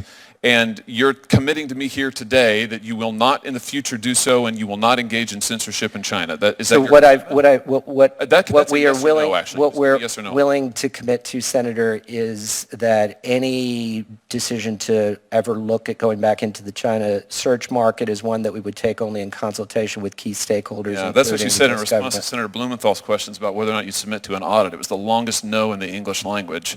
Now you're not giving me a yes or a no. Let me just come back to a question that Senator Blumenthal asked I thought was interesting. You're confident that Google hasn't been infiltrated by Chinese intelligence? We see no evidence of that, Senator. What do you think about General Dunford, Chairman of the Joint Chiefs of Staff, his comment at the Atlantic Council a few months ago that typically, I'm quoting him, typically if a company does business in China, they're automatically going to be required to have a cell of the Communist Party in that company, and that is going to lead to the intellectual property from that company finding its way to the Chinese military. Do you think he's right about that, wrong about that? Senator, we do, as I mentioned before, barely any business in China, so I don't have really the basis. Past, and you have tried to. 2010, we exited the country. That wasn't that long ago. 10 years ago. Okay. Well, my point is this. You've been more than willing to engage in ideological censorship in the largest market in the world. You have been more than happy to partner with the most repressive authoritarian regime on the planet, all for profits, whatever it is that is good for Google. Why would anybody believe you now when you say you won't submit to a third-party audit? You just answered Senator Blumenthal no to that. You won't commit to me that you won't engage in censorship when it suits your purposes in China and the Chinese market, for instance, in the future. Why would anybody believe you now when you say we don't ever impose an ideological agenda? What assurances can you give us? Senator, I think what I can tell you is that in China today, we don't offer any of the products that you're referencing that would... No, I mean here. Why would we believe you now when you say in the United States or anywhere that you do business? Why would we believe anything Google says about what it does or does not do in terms of promoting an ideological agenda? We know you've done it in the past. We know you do it when it suits your bottom line. Why would we believe you now? What assurances can you give, besides your own testimony? Senator, I fundamentally disagree that we're doing, that these are practices for our bottom line. I will tell you that Google has a demonstrated track record of building search engines that meet the needs of consumers here and around the world. We are a trusted brand. I don't know what answer you're looking for, but it's... Well, what I'm looking for is a little honesty, and what I'm also looking for is some accountability. So let me give you another shot at Senator Blumenthal's question. Will you submit to an independent third-party audit about your content moderation practices? Again, we have plenty of people looking at our content just do yes- moderation let's just say yes or practices. no. The Economist just did a year-long The study of our Economist content. is not an code. independent audit. They're not It auditors. was entirely independent of Google. So is that a yes? If you're happy to do it for them, then you If feel like third parties want to moderate, you'll open your books want to them? to, Is that a yes? they This look big- at us. Big news we're going to make today. Is this a yes? I think we're getting to yes. No, I'm telling you that Google's content moderation has been looked at by So many sad. third parties. So sad. Let me ask you about YouTube, some other difficult decisions. China seems to be difficult for you. YouTube is also apparently very difficult for you. Why isn't it, what is so hard about ending the automatic referral of videos featuring minors to pedophiles? Why is that difficult? Why doesn't YouTube just do it? You know you can stop it. Why won't you just do it? Senator, I'm not sure. You're not familiar with this issue? No, I'm familiar with the issue that you're referring to. Based on our policy decisions that we've made earlier this year, we have eliminated or referencing or recommending videos that contain minors in risky situations, risky conditions. Wait, so you're telling me that you've turned off the auto, you've taken them out of the algorithm, you've turned off the auto referral, you're no longer recommending videos of minors? Yes, not all minors. There will be situations where there's perfectly legitimate video footage containing minors, but videos that contain minors in risky conditions, we have stopped recommending those videos. How much money does YouTube make from videos featuring children? We don't break down money that way, Senator. You don't know what it really, because I thought the response to the New York Times was that it would be devastating for your business model. I don't know You don't know? reference. We don't. I can tell you that the kinds of videos that you're referencing, we have no desire to see pedophiles utilizing YouTube. I wouldn't have thought so either. And that's the reason why we've taken a number of steps. How about this? You may know that I've introduced a bill that would codify this into law. Steps, it sounds like the ones you say you've voluntarily taken. So will Google support that bill that would stop any company, yours or others, from automatically referring videos featuring minors in this way? I'd be happy to. I haven't looked at the bill, but we'd be happy to look at it. And certainly it's an area it sounds like we have a common interest in working towards a successful outcome on. Well, it's certainly an area in which I think the American people have an interest in protecting their children, just as the American people have an interest in getting information that is free and fair, just as the American people have an interest in having their data protected, Absolutely. just as the American people have an interest in having companies that describe themselves as a proudly American company, those are your words. Absolutely. From not doing business with, sharing secrets with, or otherwise promoting the worst, most authoritarian regime on the planet, which is China. So, I'll just associate myself with the remarks of, I think, all of my colleagues here. Clearly, our trust and patience in your company and the behavior of your monopoly has run out. It has certainly run out with me, and I think it's time for some accountability. Thank you, Mr. Chairman. Thank you, Senator Hawley. Mr. Bhatia, you talked about that Google values being a trusted brand. I will tell you, I think that trust has been severely eroded. Google, as I understand it, was founded on a motto of "Don't be evil." There are more than a few Americans who have skepticism that Google is living up to that promise. You answered Senator Hawley that, well, gosh, The Economist and others have done studies. Did The Economist have access to Google's internal records? No, Senator, I believe it was done externally. They ran a series of tests based on results that they were plugging into our search engine. So one of the very frustrating things about this topic is there are very limited data. Much of this topic gets argued by anecdote, which is a less than satisfying way to consider any topic or to consider any analysis, and it yields things such as Democratic senators saying there is no censorship. The problem is Google has all the data, as does Facebook, as does Twitter. Let's see if we can get a little bit of that data. In the year 2018, how many ads by Republican office holders did Google block? How many political ads? How many ads by a Republican office holder did Google block? I don't have the number off the top of my head. I would say the vast majority of ads that get submitted get run. Will you commit to answering that question? We'd be happy to come back to you. And I want the same answer. How many ads by Democrats did Google block? How many videos by Republican office holders did YouTube block? How many videos by Democratic office holders did YouTube block? Those are objective data. On the latter question, we looked into that. There were no videos blocked by Republicans or Democrat members of the Congress. Okay, so my understanding actually is one of the members of this committee, Senator Marsha Blackburn, had one of her ads blocked because you deemed it shocking content. Is that... Ads, again, distinguish ads from videos. I thought you divided those two. Ads, we have had both Democrats and Republicans on occasion be blocked. In the case of Senator Blackburn, yes, there was an ad that she submitted. It involved one of the people on the ad voicing an obscenity that...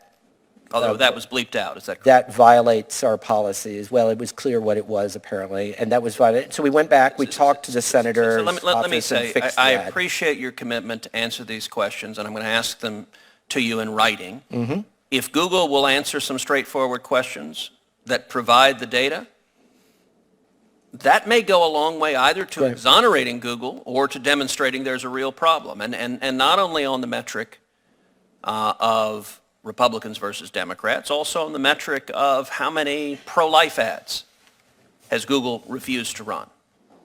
This committee has heard testimony, for example, that the movie Unplanned, the true story about a former employee of Planned Parenthood, Google refused to run their ads. So that's a question I'd like an answer to. How many pro-life ads did Google refuse to run, and how many pro-choice ads did Google refuse to run? Likewise, how many pro-Israel ads has Google refused to run? How many anti-Israel ads? Those data, right now, Google is a black box, and nobody knows. Let me ask another question. What was the average ad rate Google charged the Trump campaign in the 2016 campaign? Ad rates, Senator, are set by auction. So Democrats, Republicans, it's entirely based on when they would want to run. There is an average ad rate. That is a number. It would be the average of the rate you charged across the board. And I'm going to ask you in writing, what was the average ad rate that the Trump campaign paid and the Clinton campaign paid? And if those two numbers are roughly equal, that will indicate one thing. If those two numbers are wildly different, that may indicate something else. And right now, it is Google that knows that, and as far as I know, nobody else. If I may, again, just on ads specifically, all ads are not the same. In other words, if you are running a banner headline on YouTube, that may be a higher price than a lower, less. So it's a matter of going to be like for like. That would be fabulous, and you're more than welcome to break it down. The average banner ad rate for the Trump campaign was X, and the average, if there are three different types of ads, break it down in whatever category, but compare apples to apples. And if I could also, Senator, we do have all of the advertising spending for all members on our website where we publicize this. There's a transparency report that we put out annually on spending by candidates. It's all up there. Welcome to we'll be happy to point it out to your staff. Now, let me ask you, some have asked, well, gosh, who would possibly think that Google was discriminating against conservative views? The senior leadership at Google, does it lean left or does it lean right? Senator, senior leadership, that the whole team consists of people from a variety of different perspectives from outside of the United States, from Americans. Mr. Bhatia, you're doing something rather remarkable, which is you're managing to be less candid than Mark Zuckerberg. Mr. Zuckerberg, when he testified before this committee, admitted Silicon Valley is overwhelmingly liberal, and anyone operating in the realm of simple reality would acknowledge that. Would you agree with that? Senator, I go back to 100,000 people, 70, 80 different countries, leadership teams pulled from all over the world. I don't think it's a matter of easy caricature. The days when we were just a Silicon Valley company. Let's focus on some simple data. It's where data is helpful. I did an FEC analysis in 2016 of senior executives at Google, people who had the title of some form of executive, vice president, or director. Found at least 88 unique senior officials at Google who made contributions to the Hillary Clinton campaign. 88. Do you know how many senior executives at Google made contributions to the Trump campaign? Senator, it's not my business to look into that. Care to field a guess? 0. Goose egg. Not a single one. This ain't close that you can't say, gosh, I don't know anything about the politics here. That is disconnected from reality. Let's look at another example. Senator Blackburn asked about the advisory council that you put together on artificial intelligence. One of the people on that advisory council was Kay Coles James, who was the head of the Heritage Foundation. Yes, sir. You worked at the Heritage Foundation, I did. I believe you said. Do you consider the Heritage Foundation some fringe organization? No, Senator, I consider it a conservative organization. So 2,500 Google employees signed a petition to have Ms. James removed from the council. And they said, quote, by appointing James to the ATEAC, Google elevates and endorses her views, implying that hers is a valid perspective worthy of inclusion in its decision-making. This is unacceptable. So you have 2,500 employees at Google saying that Ms. James, who, by the way, is an African-American woman, was one of the first women to desegregate the Richmond public schools.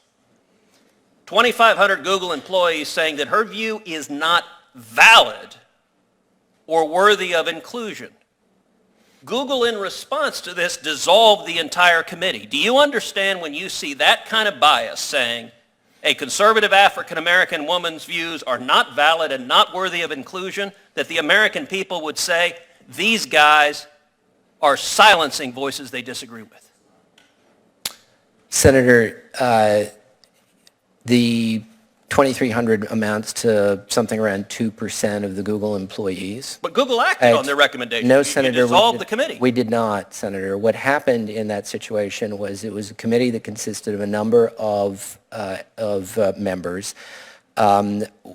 As time progressed, a number of members of the committee, other than Ms. James, decided to fall off the committee, to withdraw from the committee. So is it your testimony, Mr. Bhatia, because I'm finding this difficult to credit, is it your testimony that Google did not dissolve the committee because your employees were mad that anyone right of center was included? We dissolved the committee, Senator. I think we were clear at the end of the day that it was not going to be viable to continue the council given what we were seeing happening with other members of the committee. In a March 18 email to at least 17 other Google employees, Google employee Liam Hopkins stated that, quote, PragerU, Jordan Peterson, Ben Shapiro et al. Are all Nazis. This is a quote. Are using dog whistles. He further suggested that Google isolate this, quote, far-right content. Is it your judgment that Mr. Prager, Mr. Peterson, and Mr. Shapiro are Nazis? No, Senator. At least 2 of the 3, Mr. Prager and Mr. Shapiro, are Orthodox Jews. Are you familiar with any Orthodox Jews who are Nazis? No, Senator. Is that not a horrifically offensive, nutty statement? Senator, we have 100,000 people in the company, and there are 5, 7 times the number of people working in Congress. We have people who will say things on So there were chat rooms and other 17 things Google that employees on that email. Did even one of them object to this characterization? I don't know whether they did or not, Senator. We have a lot of these chat rooms that go on. People say things in chat rooms that certainly don't reflect the views of the company. It's not unlike many other workplaces around the world where people may say things that don't reflect the views of the leadership team and management, where it is what it is. Do you understand why people would be skeptical of Google's judgment and the radical politics of Google's employees when you believe Orthodox Jews like Mr. Prager and Mr. Shapiro are secretly Nazis?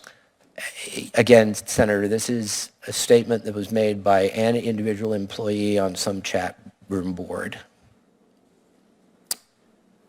Google executive Jen Janai was videoed saying that Google is, quote, training its algorithms with an eye to prevent something like 2016 from happening again. Is that what Google is working to do? And here's the quote. We're also training our algorithms like if 2016 happened again, would the outcome be different? So, Senator, this was taken, I believe, from the Project Veritas videos where Ms. Janai was, who is a Google employee without responsibility for our search algorithms, was secretly videotaped without her consent. Her reference that you're quoting here and that the video subsequently made was to activities that we have undertaken to make sure that election interference that was seen, foreign state interference in the elections that was seen in 2016 does not happen again. That's what the reference is to. Well, I think one of the best things to come out of this hearing is your commitment to answer the clear and direct questions from this committee with real numbers and specific hard data on Google's practices. That will go a long way to providing transparency that has far too long been missing. And let me echo both Senator Blumenthal and Senator Hawley that I would strongly advise Google submit to an independent third-party audit that has no bias, that has no axe to grind, with access to Google's records. An audit that doesn't have access to the record is meaningless. Your competitors are doing so, and I believe the American people expect transparency from all of big tech. Senator Hirono.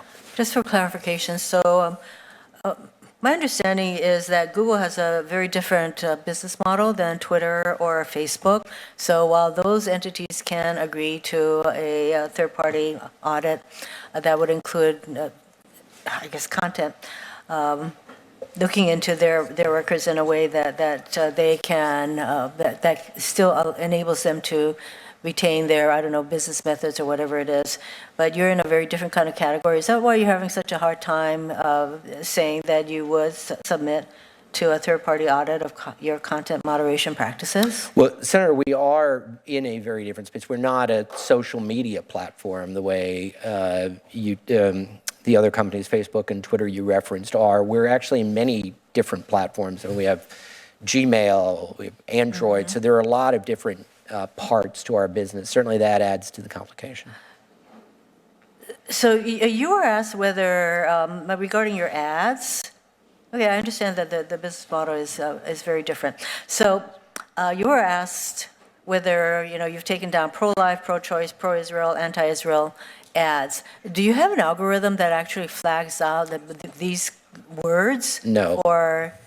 So Senator. how would you even be able to respond to a question if your algorithms don't even flag out these kinds of these ads based on these identifying terms? Yeah, we are, as I explained before, what we do is create algorithms that try and surface most responsive results. We don't factor in, whether they contain the word Israel or abortion or any of the other things. So they're not constructed that way. So Google is a multi-billion-dollar business. So regardless of your employees exercising their First Amendment rights to put whatever things that they want to put out there you don't even agree with. I mean, Google is a business. Does it make business sense for Google to start doing content moderation that's based on somebody's political affiliations or their views? Does that even make sense? Absolutely not. And if we lose user trust, it will be damaging to our business. Thank you. Thank you. All right, thank you, Mr. Bhatia. Thank you. Thank you for your testimony. I appreciate your coming. The Senate is right now in the midst of three votes, so what we're going to do is we're going to briefly recess this committee, go and cast those votes. There are 3 votes, so we're at the tail end of the first vote, and so we will vote on those 3. I will ask members of the committee to vote at the very beginning of the third vote, and as soon as we do so, we will come back and convene the second panel. But for now, the committee is temporarily recessed. Thank you.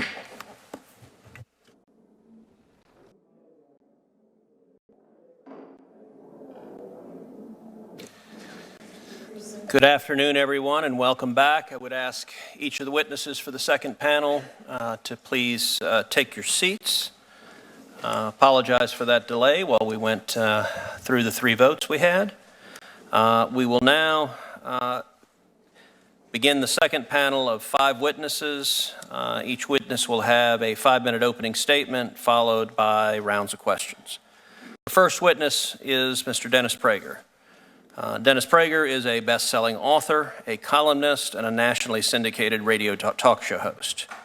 He is also the co-founder of Prager University, an institution of higher learning on the internet that produces 5-minute videos in which experts distill complex topics in political science, history, philosophy, religion, economics, and psychology.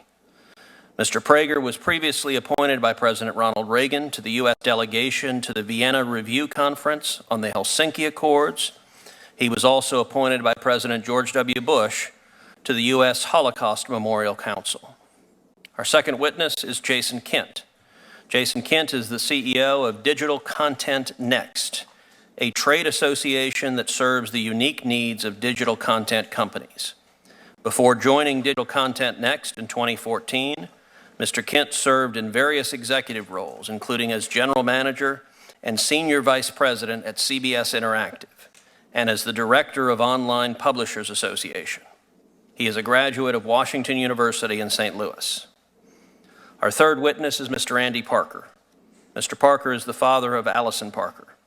In 2015, Allison was tragically shot and killed during a live TV broadcast.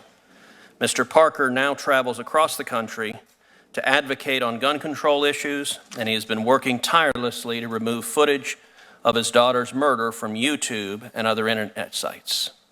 Mr. Parker recently published a book about his daughter's life and legacy entitled For Allison, The Murder of a Young Journalist and a Father's Fight for Gun Safety.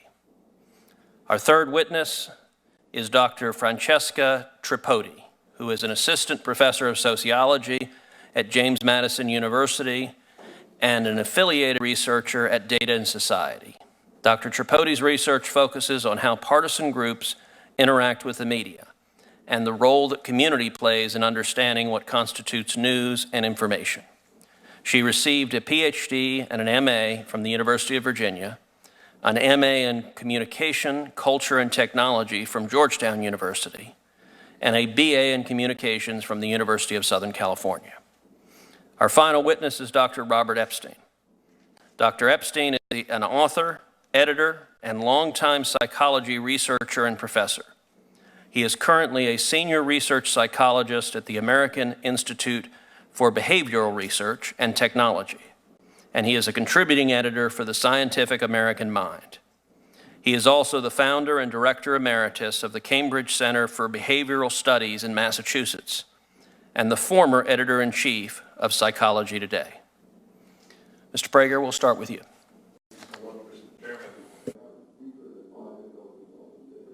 Microphone. Okay. Do I get my 20 You would seconds think back? a radio host would know how to You do would. that. You would. That is a very fine point. I have no response. I will take just a moment, because my opening comment is under 5 minutes, just to respond on the issue of the Ten Commandments video that was placed on the restricted list by Google. The representative from Google mentioned that a reason that it would be on the restricted list was that it contains mentions of murder. So I was thinking I have a solution that will, I think, appeal to Google. I will re-release it as the 9 Commandments. That should solve the problem of including murder in my discussion of the 10 Commandments. And as regards the swastika, yes, there is a swastika. It is, again, in the commandment of do not murder, wherein I show that murder, there are people who believe murder is all right even today, and I use the swastika and the hammer and sickle as 2 examples. I would think we would want young people to associate the swastika with evil. That was why I had a swastika. It is an honor to be invited to speak in the United States Senate, but I wish I were not so honored because the subject of this hearing, Google and YouTube's, and for that matter, Twitter and Facebook's suppression of internet content on ideological grounds, threatens the future of America more than any external enemy. In fact, never in American history has there been as strong a threat to freedom of speech as there is today. Before addressing this, however, I think it important that you know a bit about me and the organization I co-founded, Prager University, PragerU, as it is often referred to. I was born in Brooklyn, New York. My late father, Max Prager, was a CPA and an Orthodox Jew who volunteered to serve in the U.S. Navy at the start of World War II. My father's senior class thesis at the City College of New York was on anti-Semitism in America. Yet despite his keen awareness of the subject, he believed that Jews living in America were the luckiest Jews to have ever lived. He was right. Having taught Jewish history at Brooklyn College, written a book on anti-Semitism, and fought Jew hatred my whole life, I thank God for living in America. It breaks my heart that a vast number of young Americans have not only not been taught how lucky they are to be Americans, but have been taught either how unlucky they are or how ashamed they should be. It breaks my heart for them because contempt for one's country leaves a terrible hole in one's soul, and because ungrateful people always become unhappy and angry people. And it breaks my heart for America because no good country can survive when its people have contempt for it. I have been communicating this appreciation of America for 35 years as a radio talk show host, the last 20 in national syndication with the Salem Radio Network, an organization that is a blessing in American life. One reason I started PragerU was to communicate America's moral purpose and moral achievements, both to young Americans and to young people around the world. With 1 billion views a year and with more than half of the viewers under age 35, PragerU has achieved some success. My philosophy of life is easily summarized. God wants us to be good. Period. God without goodness is fanaticism, and goodness without God will not long endure. Everything I and PragerU do emanates from belief in the importance of being a good person. That some label us extreme or, quote, haters only reflects on the character and the broken moral compass of those making such accusations. They are the haters and extremists. PragerU releases a 5-minute video every week. Our presenters include 3 former prime ministers, 4 Pulitzer Prize winners, liberals, conservatives, gays, blacks, Latinos, atheists, believers, Jews, Christians, Muslims, and professors and scientists from MIT, Harvard, Stanford, and a dozen other universities. Do you think the Secretary General of NATO, or the former prime ministers of Norway, Canada, or Spain, or the late Charles Krauthammer, or Philip Hamburger, distinguished professor of law at Columbia Law School, would make a video for an extreme or hate-filled site? The idea is not only preposterous, it is a smear. Yet Google, which owns YouTube, has restricted access to 56 of our 320 5-minute videos and to other videos we produce. Restricted means families that have a filter to avoid pornography and violence cannot see that video. It also means that no school or library can show that video. Google has even restricted access to a video on the 10 Commandments, as we have seen. Yes, the 10 Commandments. We have repeatedly asked Google why our videos are restricted. No explanation is ever given. But of course we know why. Because they come from a conservative perspective.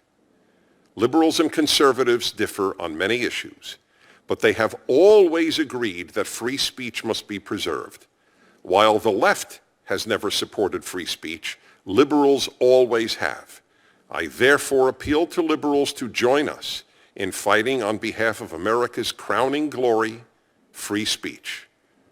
Otherwise, I promise you, one day you will say, first they came after conservatives, And I said nothing. And then they came after me, and there was no one left to speak up for me. Thank you. Thank you, Mr. Prager. Mr. Kent. Good afternoon, Senator Cruz, Ranking Member Hirono, and members of the committee. Thank you for the opportunity to appear before you today. I am the CEO of Digital Content Next, and I'm here to speak on behalf of high-quality digital publishers. DCN is the only association exclusively focused on the future of publishing. Our members include some of the most trusted brands on the web, hundreds of them, large and small, old and new, from the Wall Street Journal to the New York Times, Disney, Warner Media, NBC, and Fox, to native digital publishers like The Insider and IJR and the Texas Tribune. I was invited here today to specifically address Google, a company which reaches billions of people across its platforms on which it determines the rules and limits access to its massive data pool. At the same time, Google leverages this data to compete against those who depend on its platforms. The web was supposed to be competitive and open, but it simply lost much of that vision as Google's dominance has grown. Google is the primary gatekeeper to any digital content business in 4 ways, which I'll cover today. I'll call them the 4 Ds: discovery and design of the content, and then the data and the dollars that come from consuming the content. First, discovery. Prior to my move to Washington, I spent over 20 years running digital media businesses. Like publishers today, we had entire teams focused on optimizing content for the maximum clicks from Google search, as it controls more than 90% of the search market. Over time, Google has pushed search results off the first screen in favor of more lucrative Google Ads and Google's own properties. Second, design. Google, more than any company, influences the design of our members' content. Google's web browser, Chrome, is responsible for more than 60% of the traffic on the web. Therefore, publishers design their websites to work best inside of Google's browser. With the increase of mobile device usage, Google even developed its own code for the mobile web, which promises even better search results for the publishers who choose to adopt it, furthering their grip on the web. Third, data.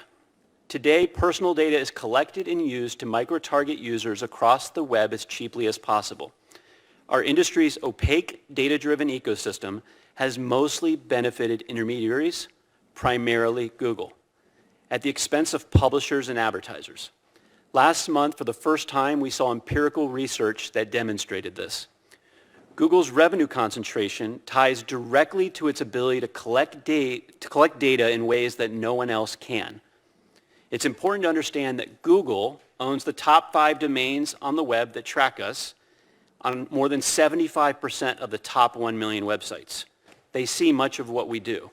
Data is the source of Google's power, and they leverage it to the hilt.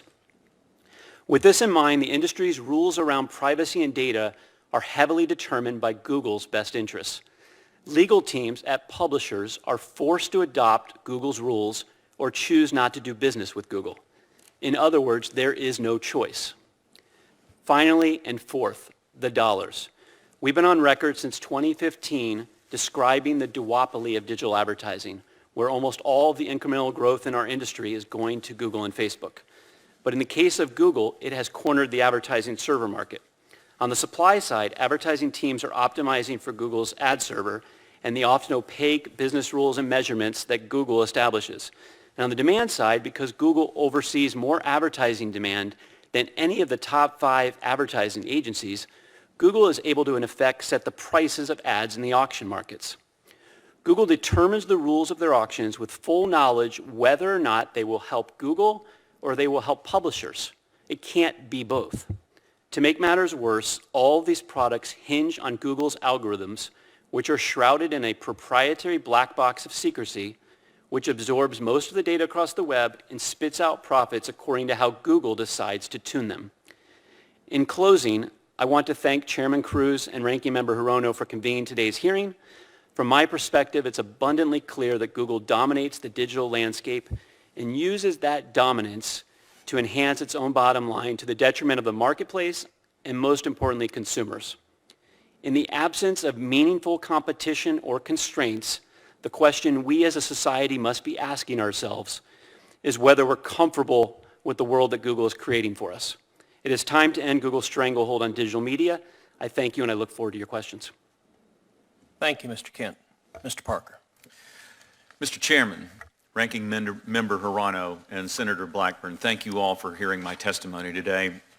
In August 2015, my daughter, journalist Allison Parker, was shot and murdered while reporting on live television. The unimaginable pain felt by my family was amplified after the killer uploaded a first-person video of the murder to YouTube. I pledged to honor my daughter's memory and advocate for sensible gun laws so that others wouldn't suffer the same fate as Allison. In response to my advocacy, countless people have targeted me, my family, and Allison's boyfriend online, claiming that Allison's death was part of a conspiracy to seize their guns. They have taken the gruesome footage of my daughter's murder, edited it into videos, and flooded YouTube and other social media platforms with hate-filled diatribes maligning us. As the company with a virtual monopoly on internet search and online video hosting, Google has a duty to make sure the information they make accessible to the world is based on facts and not harmful conspiracy theories. I implored Google and YouTube to take down the footage of her murder and the related conspiratorial content. Their response was to suggest that I view and flag the content I found offensive. Instead of self-policing, they put the onus on me. In essence, they wanted me to watch my daughter's murder and explain to a robot why it should be removed. I never have, nor will I ever watch any of it for obvious reasons. So in 2017, I reached out to Lenny Posner, whose son Noah was murdered in the Sandy Hook shooting, and the Honor Network, who worked long hours flagging videos so that I was spared. Although hundreds of videos have been taken down due to their diligence, they are often stymied even with an enforceable copyright. I've engaged in direct communications with Google regarding the proliferation of these videos, but while they profess a desire to help, in reality, they do nothing. On May 1st of this year, in the company of Georgetown University Civil Rights Law Clinic, I had a video conference with representatives from Google regarding specific content and our attempts to have it removed. Their response was, "We're really trying." Since that meeting, there has been nothing but silence until, coincidentally, not so, but today, we got an email from them at 9:47 a.m.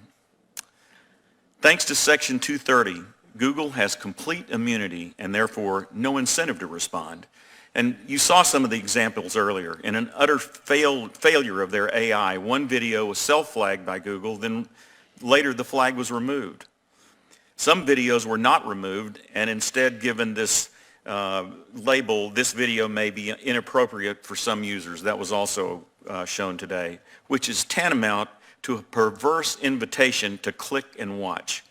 The video has had over 700,000 views and was specifically pointed out to Google in our teleconference, and it's still up as we speak.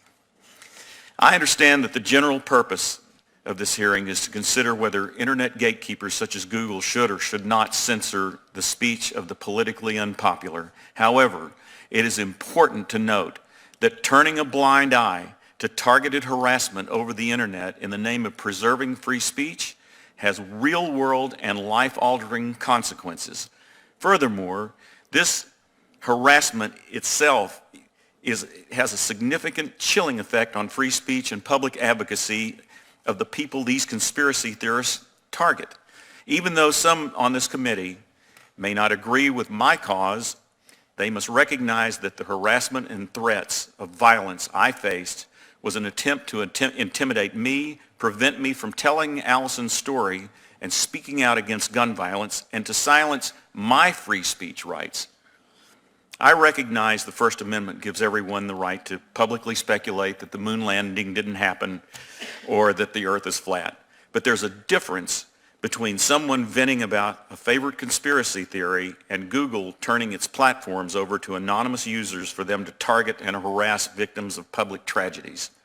The former is free speech. The latter is violence. As more and more public tragedies and horrific mass shootings occur, they will be recorded, broadcasted, and disseminated on platforms like YouTube, like so much cheap entertainment for Google to use to add a few more millions to their bottom line. Google profits massively off of a lack of regulation. If it cannot properly protect citizens from online harassment, hate speech, and moment-of-death videos, I call on Congress to step in and make sure that proper protections are in place for private citizens like me who are continually harassed and exploited. Currently, platforms like Google are protected against civil or criminal liability under Section 230 of the Communications Decency Act. Removing the Section 230 protection will allow users to hold Google responsible for the conspiratorial content it allows on its platforms.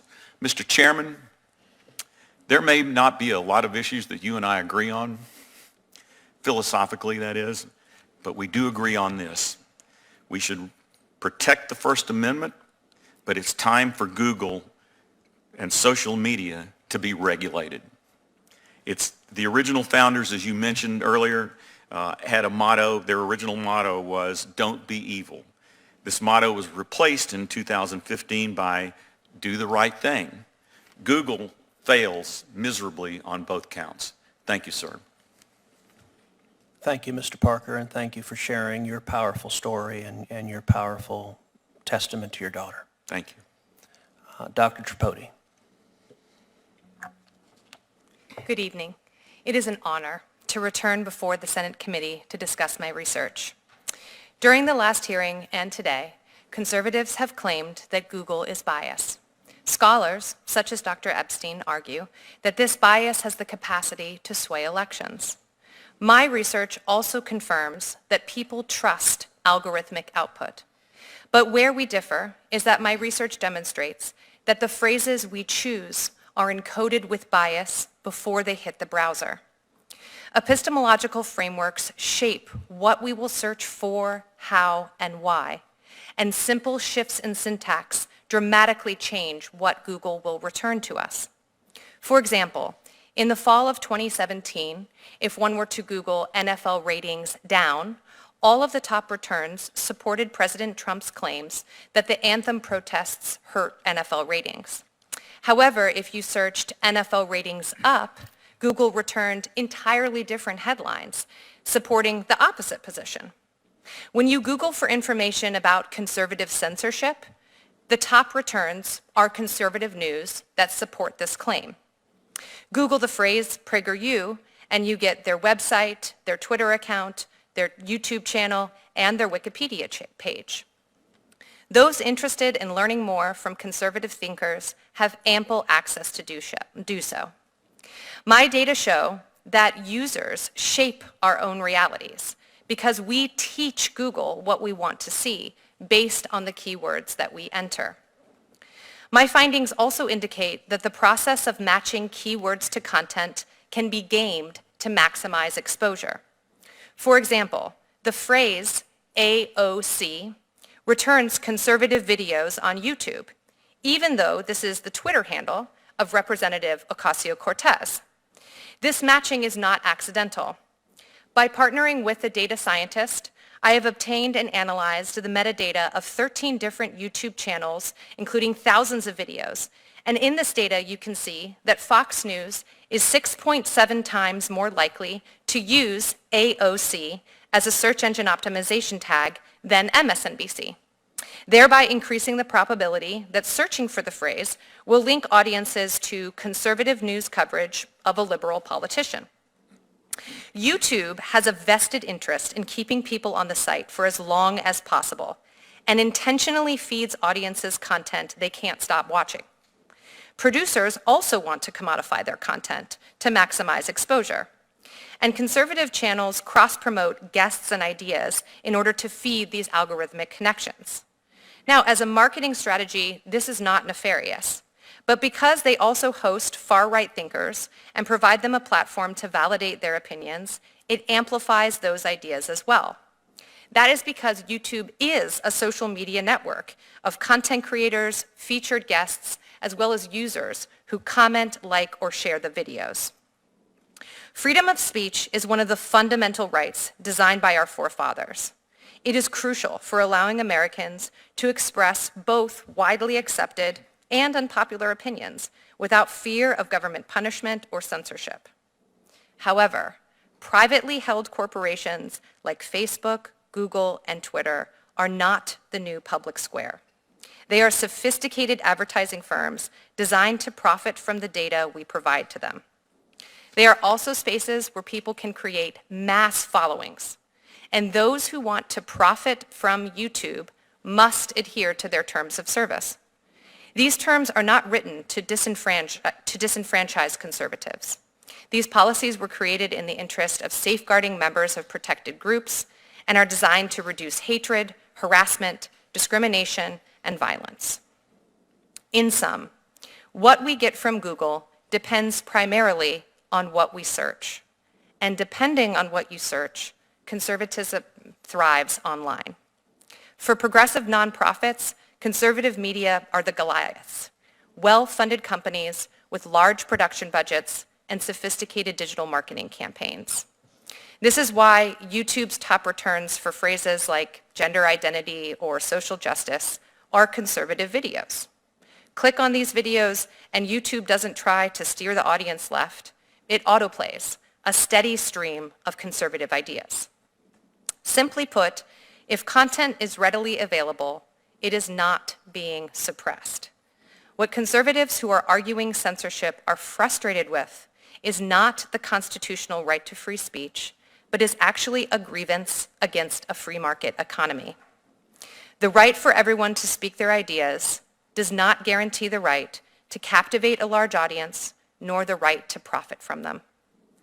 Given how YouTube tries to keep audiences on their platform, I think we can all agree that a more pressing issue for this committee to pay attention to is how metadata can amplify hate speech, pedophilia, conspiracy theories, and disinformation.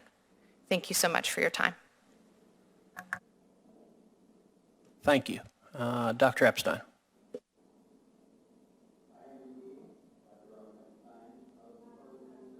Please turn your microphone on. I am indeed Dr. Robert Epstein. The most important thing for you to know about me is that I'm the father of 5 wonderful children. As it happens, I'm also a research psychologist at the American Institute for Behavioral Research and Technology. I have been center-left my whole adult life, but I value my country and democracy more than I value any party or candidate. That is why I'm speaking out today.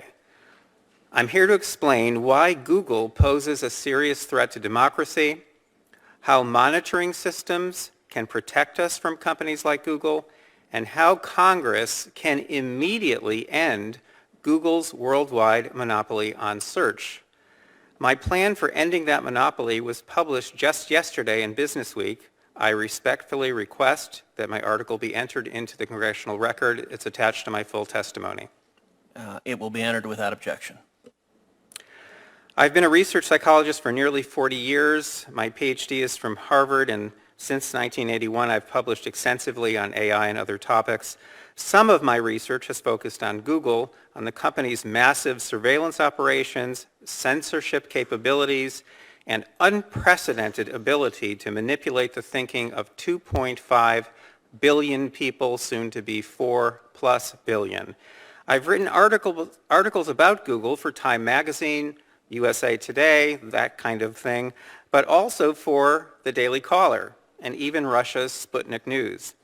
I reach out to diverse audiences because I believe the threats posed by Google, and to a lesser extent Facebook, are so serious that everyone needs to know about them. Here are just 3 disturbing findings from my research which adheres to the very highest standards of scientific integrity. Number 1, in 2016, Google's search algorithm likely impacted undecided voters in a way that shifted at least 2.6 million votes to Hillary Clinton, whom I supported. I know this because I preserved more than 13,000 election-related searches prior to Election Day and Google's search results were significantly biased in favor of Secretary Clinton. I know the number of votes that shifted because I've conducted dozens of controlled experiments that measure how opinions shift when search results are biased. I call this shift SEAM, the Search Engine Manipulation Effect, which I first published in the Proceedings of the National Academy of Sciences in 2015. Biased search results can easily produce shifts in the opinions and voting preferences of undecided voters by up to 80% in some demographic groups because people blindly trust high-ranking search results over lower ones. SEAM is an especially dangerous form of influence because it is in effect subliminal. It also leaves no paper trail for authorities to trace. It's an example of a short-lived or, quote, ephemeral experience. That's a phrase you'll find in internal emails that have leaked recently from Google. I'm now studying 7 such manipulations like SEAM, and unlike billboards or those Russian-placed ads, these manipulations are invisible and non-competitive. They're controlled entirely by big tech companies, and there is no way to counteract them. Number 2, on Election Day in 2018, the Go Vote reminder that Google displayed on its home page gave one political party at least 800,000 more votes than it gave the other party. That reminder was not a public service, it was a vote manipulation. Number 3, in the weeks leading up to the 2018 election, bias in Google's search results may have shifted upwards of 78.2 million votes spread across many races to the candidates of one political party. This number is based on bias in data captured by my 2018 monitoring system, which preserved more than 47,000 election-related searches conducted by a diverse group of American voters. I know how to stop big tech in its tracks, and that brings me briefly here to monitoring systems and the proposal I published yesterday. A 2015 phone call from the Attorney General of Mississippi prompted me to start a years-long project in which I have learned how to capture online ephemeral experiences. In early 2016, I deployed a system that allowed my team to look over people's shoulders as they conducted online searches with their permission. I deployed a more sophisticated system in 2018, and I'm raising funds now to build a much more comprehensive system in 2020, one that will allow us to catch big tech in the act, to instantly spot when Facebook is biasing news feeds or when Twitter is suppressing tweets sent by Ann Coulter or Elizabeth Warren. This system must be built to keep an eye on big tech in 2020 because if these companies all support the same candidate, they will have the power to shift 15 million votes to that candidate. To let big tech get away with subliminal manipulation on this scale would be to make the free and fair election meaningless. Finally, regarding yesterday's article, Congress can quickly end Google's worldwide monopoly on search by declaring Google's massive search index, the database the company uses to generate search results, to be a public commons, accessible by all, just as a 1956 consent decree forced AT&T to share all its patents. There is precedent in both law and Google's business practices to justify taking this step, which will make online search competitive again and dramatically diminish Google's power worldwide. In 1961, Eisenhower warned about the possible rise of a technological elite that would control public policy without people's awareness. That elite now exists, and you must determine where we go from here. Chairman Cruz, Ranking Member Hirono, Mrs. Blackburn, other members of the committee, democracy as originally conceived cannot survive big tech as currently empowered. I look forward to your questions. Thank you very much for that fascinating testimony.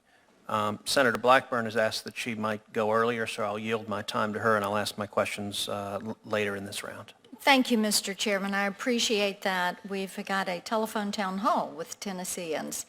But I did not want to miss hearing your testimony because I think this is a tremendously important topic and one that time has arrived for Congress to take some action and to focus on appropriate light touch regulation to hold big tech responsible. And Mr. Epstein, Dr. Epstein, I agree with you.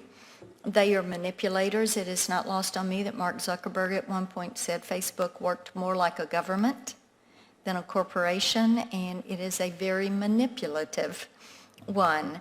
And Dr. Tripodi, I will tell you, I agree with you too. They're nothing but big advertising companies, and you know their business model is pretty much built on greed.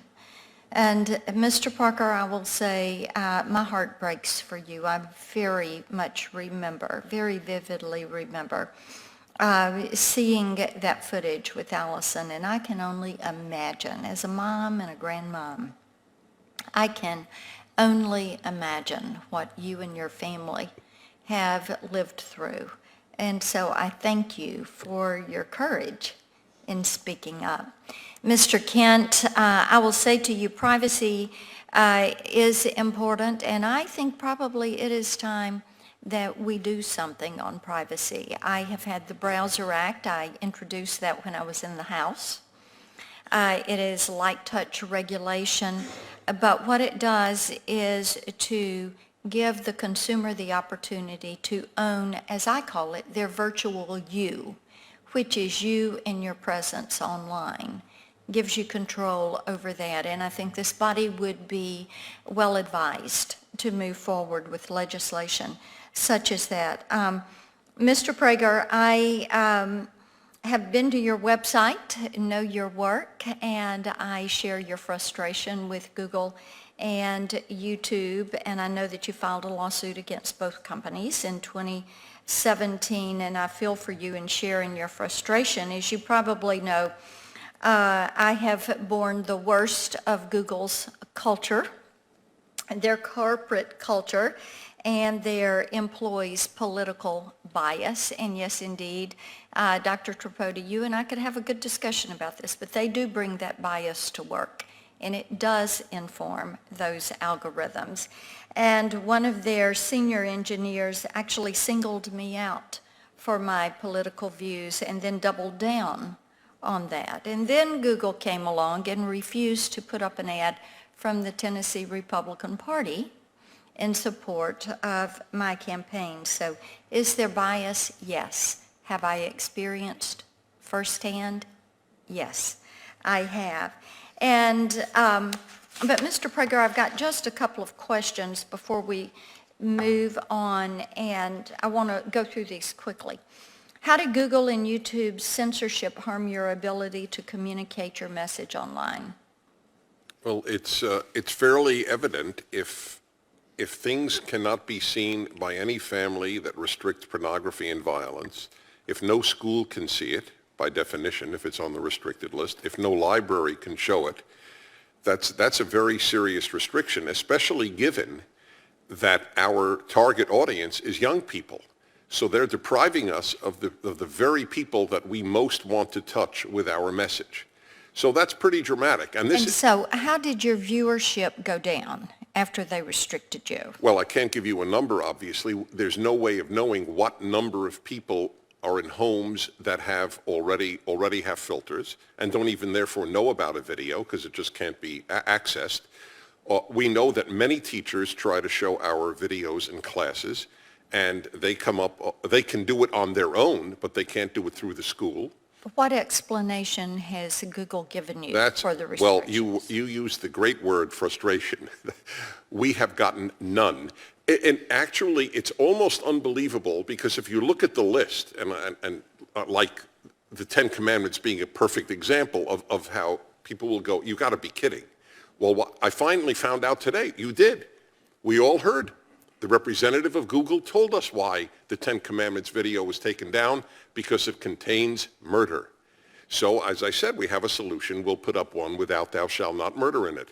But it is that's so absurd as to be hilarious. This will be something I will replay on my radio show for years. That is the level of absurdity. I feel like I'm in a Monty Python skit here when he says something like that. The only possible explanation for all of this is they don't like PragerU because we're a very, very influential conservative voice touching a lot of lives. There is no other explanation.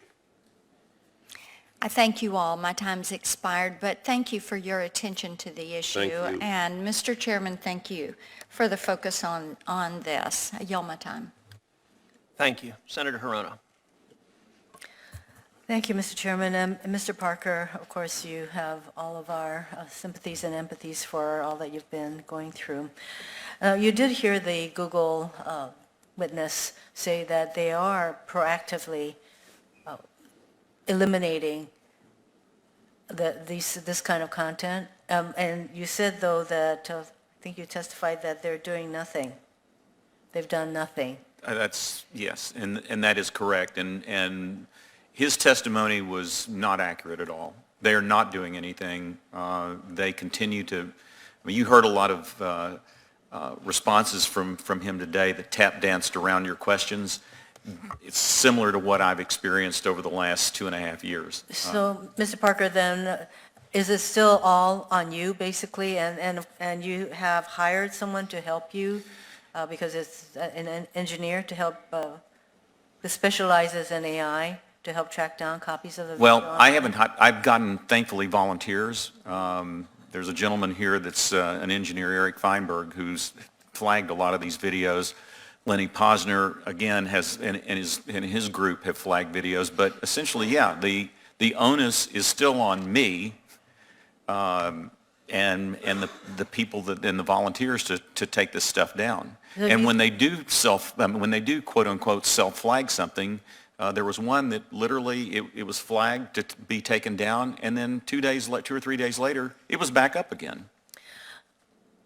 I think in listening to both your perspective and that of the Google witness, there's obviously not a meeting of the minds, and I think that it bears further inquiry on, at least on my part.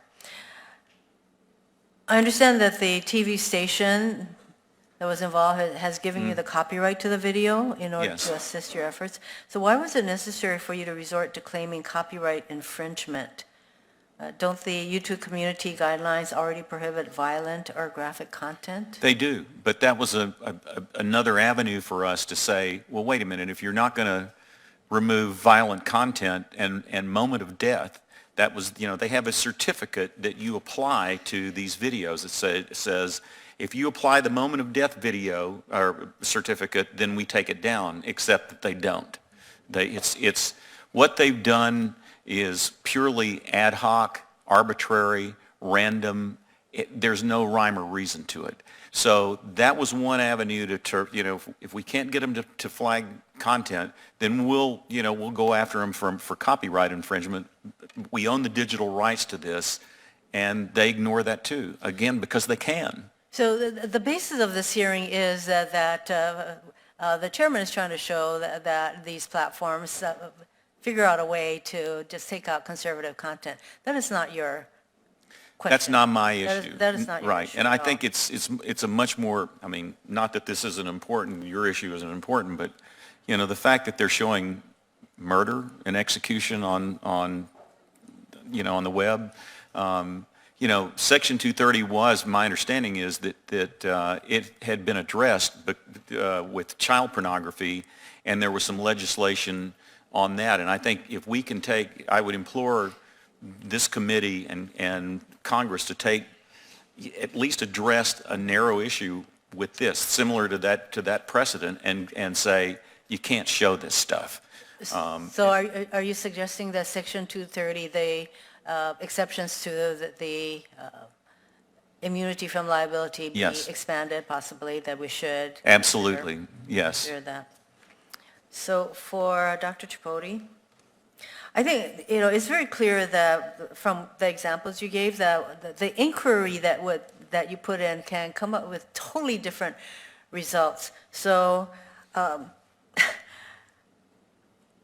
I have to say that, that when we're told that when search results are biased, but the results are not biased, it's what you're asking that results in whatever information you get.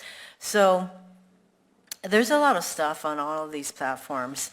And this past summer, President Trump tweeted that Google rigs its search results in favor of supposedly in favor of liberal news outlets, but you testified that the results depend on what inquiry you put in. So you can put in a totally innocuous kind of result and get a lot of what would be called conservative content. So based on your research, does Google rig its search results against conservatives?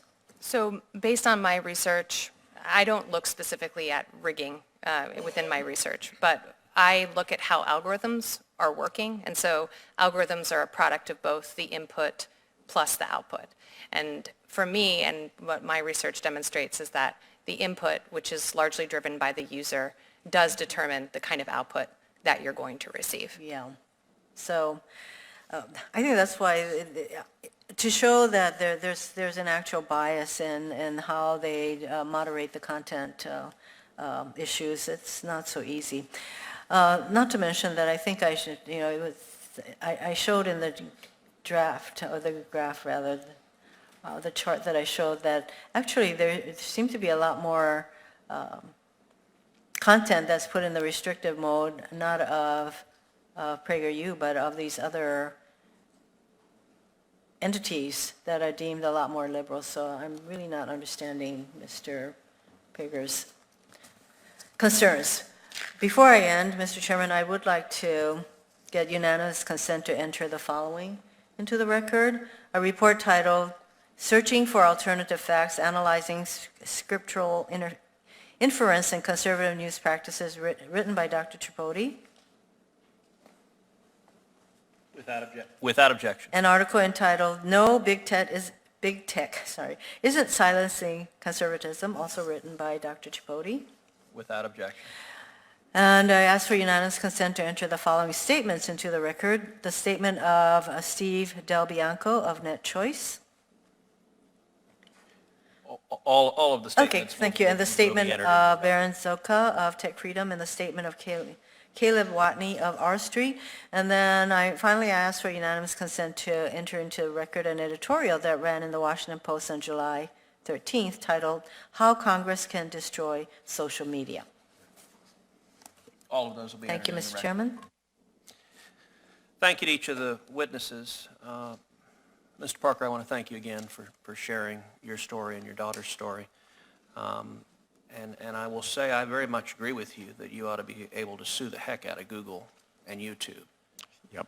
And if anybody else other than big tech did what they have done to you, if any other citizen delivered a VHS tape of the murder of your daughter to you and your neighbors, you would have a common law tort for intentional infliction of emotional distress, and you could recover very significant damages. There is one group in the United States that is allowed to do what it's doing to you, and that is big tech, because Congress has given them a special subsidy and immunity from liability so they don't bear the consequences of their actions. And I think this hearing has underscored the need for Congress to revisit that. And I hope you will do so, sir. As do I. Mr. Prager, you described YouTube restricting various videos, I guess a total of, I believe it is 56 videos produced by Prager University on topics like the Ten Commandments. Another topic, as I understand it, that was restricted was one in which noted liberal, Professor Alan Dershowitz, who was a professor of mine in law school, did a video for you, a historical account of Israel's founding. And as I understand it, YouTube restricted that video as well. Does YouTube ever explain why it is restricting these videos? It explains nothing. It explains nothing. This was the first explanation I heard, the incorporation of murder into the Ten Commandments. with regard to Professor... I think we would want young people We would. hearing thou shalt not murder. I have That to seems like admit, a really good... it was an argument for the alternative universe at that moment for me. I had never accepted the possibility of one, but I agree with you. One would think that that is exactly what young people should hear. God doesn't want you to murder. But so be it. As regards Professor Dershowitz and the video on Israel's founding, we have 320 videos. 15 of them concern Israel, and half of them have at one time or another been restricted. There was clearly a loathing of Israel at Google. I suspect there is a loathing of America as well. Virtually every video that we have put out that depicts America in a favorable way has also been at some time or another on the restricted list. My favorite example for years was Victor Davis Hanson, this remarkable professor of classics. And he made a video. He's one of the most calm-speaking humans I have ever met. He's the opposite of a grenade-throwing speaker. And the subject was the Korean War. The Korean War in 5 minutes. And it is no longer on the restricted. They go in and out, apparently, in some cases. And that was on the restricted list because... so I try to think, why would that be?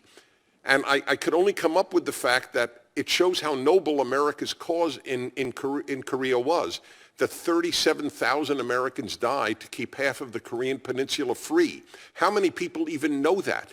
The Korean War is in the rubbish bin of history, so as Lenin used to put it. It's just unknown. So we want people to be proud of America, not proud of its evils. Of course America's had evils because it's composed of people and people do evil. But it's largely been extraordinarily good, and they don't want us to depict that. And Mr. Prager, could you describe what the effect is when a video is placed on the restricted list? We heard the representative from Google say, oh, it's no big deal, it's just 2%.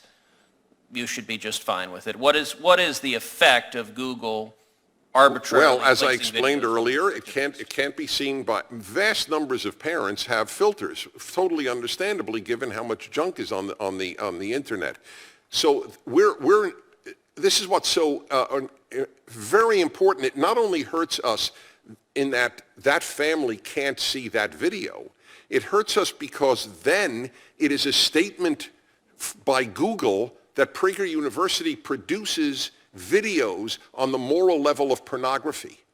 I mean, And there's no appeal, there's no remedy when No, Google there is exercises none. arbitrary power. We have actually spoken to representatives of theirs that after they say algorithm, if we actually get someone on the phone, we have had humans review it at Google and keep it up. Why?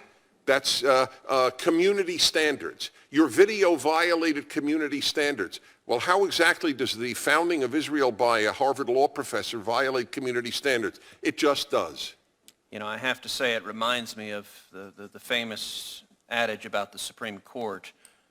We are not infallible because we are final, but rather we are not final because we are infallible, but rather we are infallible because we are final. And that appears to be the same approach at Google.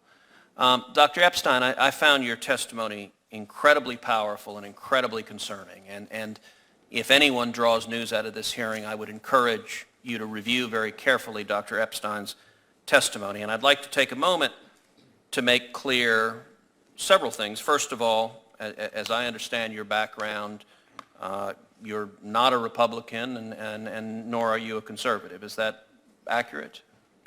That would be an understatement. And indeed, you're the former editor-in-chief of Psychology Today. Correct. So you're a respected academic. You testified before this committee that Google's manipulation of votes gave at least 2.6 million additional votes to Hillary Clinton in the year 2016. Is that correct? That's correct. And I want to make sure I understand. You personally supported and voted for Hillary Clinton. I was a very strong public supporter of Hillary Clinton, yes. So you're not dismayed that people voted for her, but your testimony is that Google is, through bias in search results, manipulating voters in a way they're not aware of. On a massive scale, and what I'm saying is that I believe in democracy, I believe in the free and fair election, more than I have any kind of allegiance to a candidate or a party.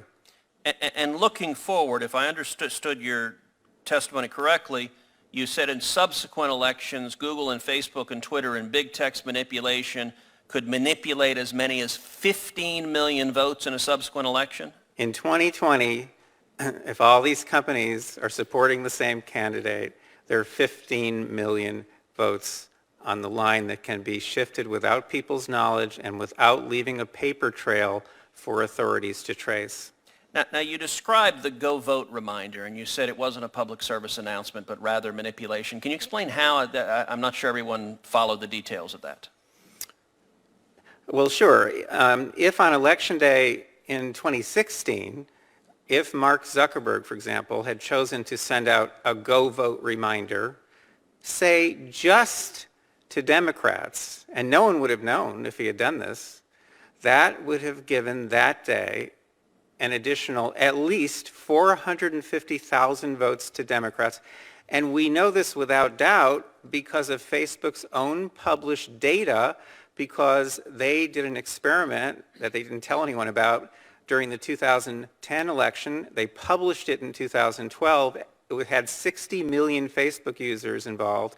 They sent out a Go Vote reminder, and they got something like 360,000 more people to get off their sofas and go vote who otherwise would have stayed home.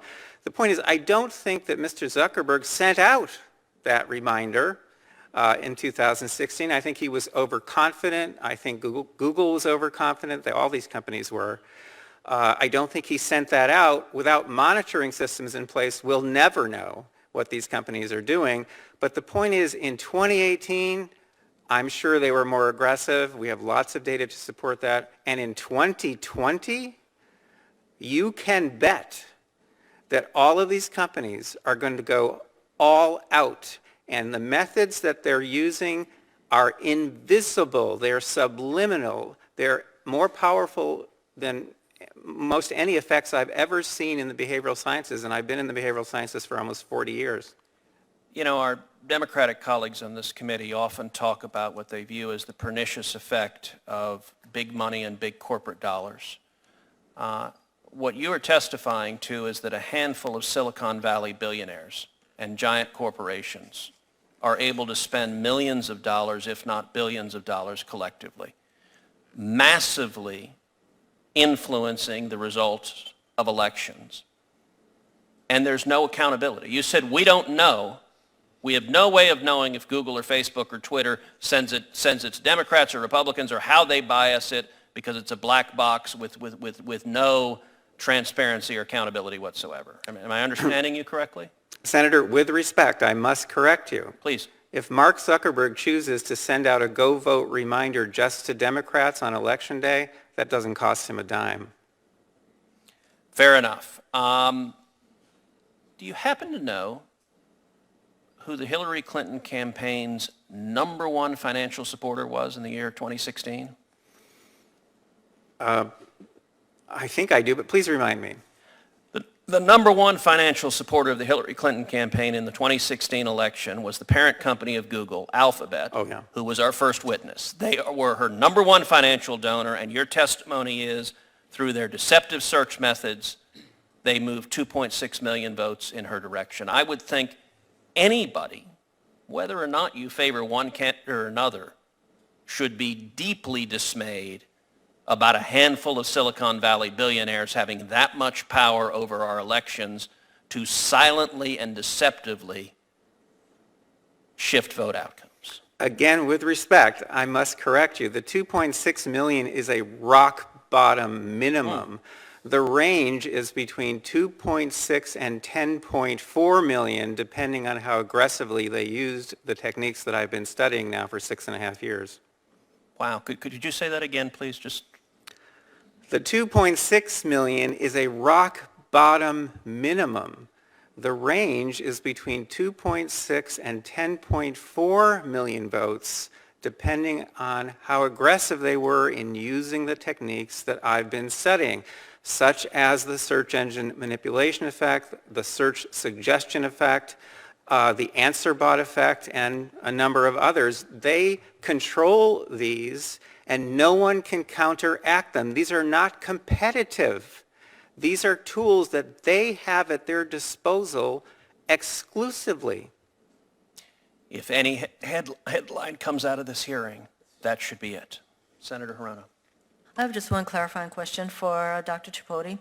So we've heard from Dr. Epstein, and he has published research that substantiates what he says, although I haven't, there is a question as to whether or not he used all of the results that actually he should have used. But are you familiar with his methodology? Yes. Do you agree with Dr. Epstein's conclusions?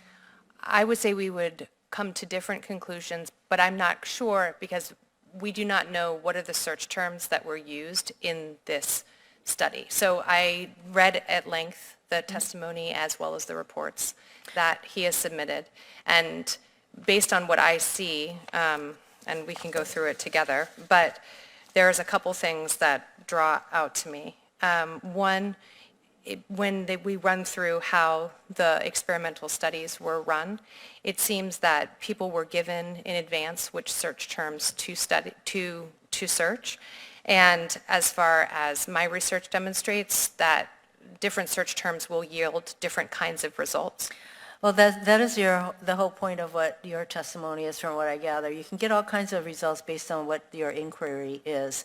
And if people actually if they were told what inquiry to put in, I think you're going to get different kind of results. And Senator, excuse me, just for a second, these are very simple shifts in syntax that have very different ideological bases. So something like gun rights versus gun control have different ideological positions encoded into them. Senator, may I reply briefly?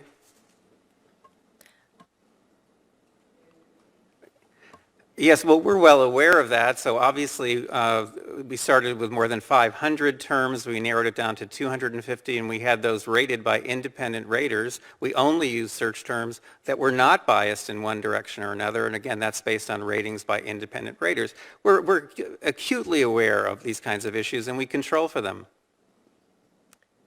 Are you going to possibly undertake a study of how Russia's interference with our elections, what kind of impact that had? Are you embarking on that study? We've looked into that, Senator. I'm very interested in it. I think it's reprehensible that this kind of thing happens. But in fact, Russia was using several techniques, but mainly targeted ads. And the problem there is they're now in a world, in an environment that's highly, highly, highly competitive. People also can see ads, so they can, use their judgment, and confirmation bias plays a role in how they react to ads. And study you did that you talked about probably has all those kinds of factors as being complicating the picture. Thank you, Mr. Chairman. Dr. Epstein, Senator Hirono questioned your methodology and also said that there were similar problems with search results as there are with ads. I want to give you a full opportunity simply to respond to those criticisms and explain the methodology you used. Well, sure, ads, and fake news stories for that matter, they're visible and they're competitive. So there have always been those kinds of manipulations. Go back 100 years. There have always been fake ads. There have always been fake news stories. And they're competitive. That's a competitive environment. You put up your billboard, I put up my billboard. The problem with the techniques that I've been discovering and quantifying is that they're brand new. The internet has made them possible. They've never been possible before in human history. And they're controlled entirely and exclusively by Google and to a lesser extent Facebook. They're brand new. I've had to put names on them one by one as I've discovered them because they're so bizarre. One quick example, we've shown in our experiments that just by manipulating search suggestions, those phrases that are flashed at you when you're typing in a search term, we can turn a 50-50 split among undecided voters into a 90-10 split with no one having the slightest idea that they have been manipulated. we have reason to believe... Can you put some specificity on that? I don't know if that example can be fleshed out, but... Well, yes, in fact, we did that using the names of presidential candidates, and we flashed search suggestions as people were typing letters, and we deliberately withheld negative search suggestions from some of our participants, and with other participants, now and then we allowed a negative to show up on the list. Well, when you show a negative on the list, and right now, if you look up Donald Trump is, you will find one negative. When you put a negative on the list, that draws 10 to 15 times as many clicks as neutral or positive terms. So if your algorithm suppresses negative search terms, search suggestions, I should say, for one candidate, as we know Google did for Hillary Clinton, my candidate in 2016, but you allow negatives to appear now and then for the opposing candidate, those negative search suggestions draw a tremendous amount of traffic to websites that show that candidate in a negative light. And what I'm telling you is we have shown that using this technique, we can turn a 50-50 split among undecided voters into a 90-10 split with no one having the slightest idea they have been manipulated. We have reason to believe that Google is knowingly, deliberately, strategically manipulating people's thinking and behavior from the very first character people type into the search box. And Dr. Epstein, can you elaborate? You said we have reason to believe that Google is doing this knowingly and deliberately. Can you explain why we have reason to believe that? Well, pull out your cell phones. If you type the letter A into Google's search box, by the way, you should never, ever use google.com, never, because it tracks you. You should use either something like DuckDuckGo, or my favorite is called StartPage, startpage.com, which has full access to Google's index. But the point is, if you type the letter A into the search box, depending on your relationship with Google and how much they know about you, there's a very good chance that you're going to see Amazon listed in the first position, second position, third position, maybe all three positions. Guess what? Amazon is Google's largest advertiser, and Google sends more traffic to Amazon than any other company. These are business partners, and Google is trying to send you to Amazon when you type the letter A. Type in the letter G. For what it's worth, I just typed A. I got Amazon, Area 51 raid, and Amazon Prime. So those are the three Google suggestions, two of which are Amazon. Wow, that's actually something, because I'm assuming you don't block them in any way, so they know all about you, and they're still trying to send you to Amazon and Amazon Prime. But type in the letter G and you'll get something different. If you type in the letter G, there's a good chance you're going to get a list of Google products. They're trying to send you to Google. And the lesson here for all of us is, if you start a company, make sure the name of it does not begin with the letter G. Thank you very much. Thank you to each of you for very illuminating testimony. I appreciate your being here. I want to thank all the witnesses who testified before the subcommittee. We will be keeping the hearing record open for an additional 2 weeks, which means the record will be closed at the end of the business day on Tuesday, July 30th, 2019. Senators may submit follow-up questions to witnesses by that date, and if there are follow-up questions, the witnesses are asked to respond as soon as possible in writing. And with that, this hearing was not sponsored by the letter G, and this hearing is adjourned.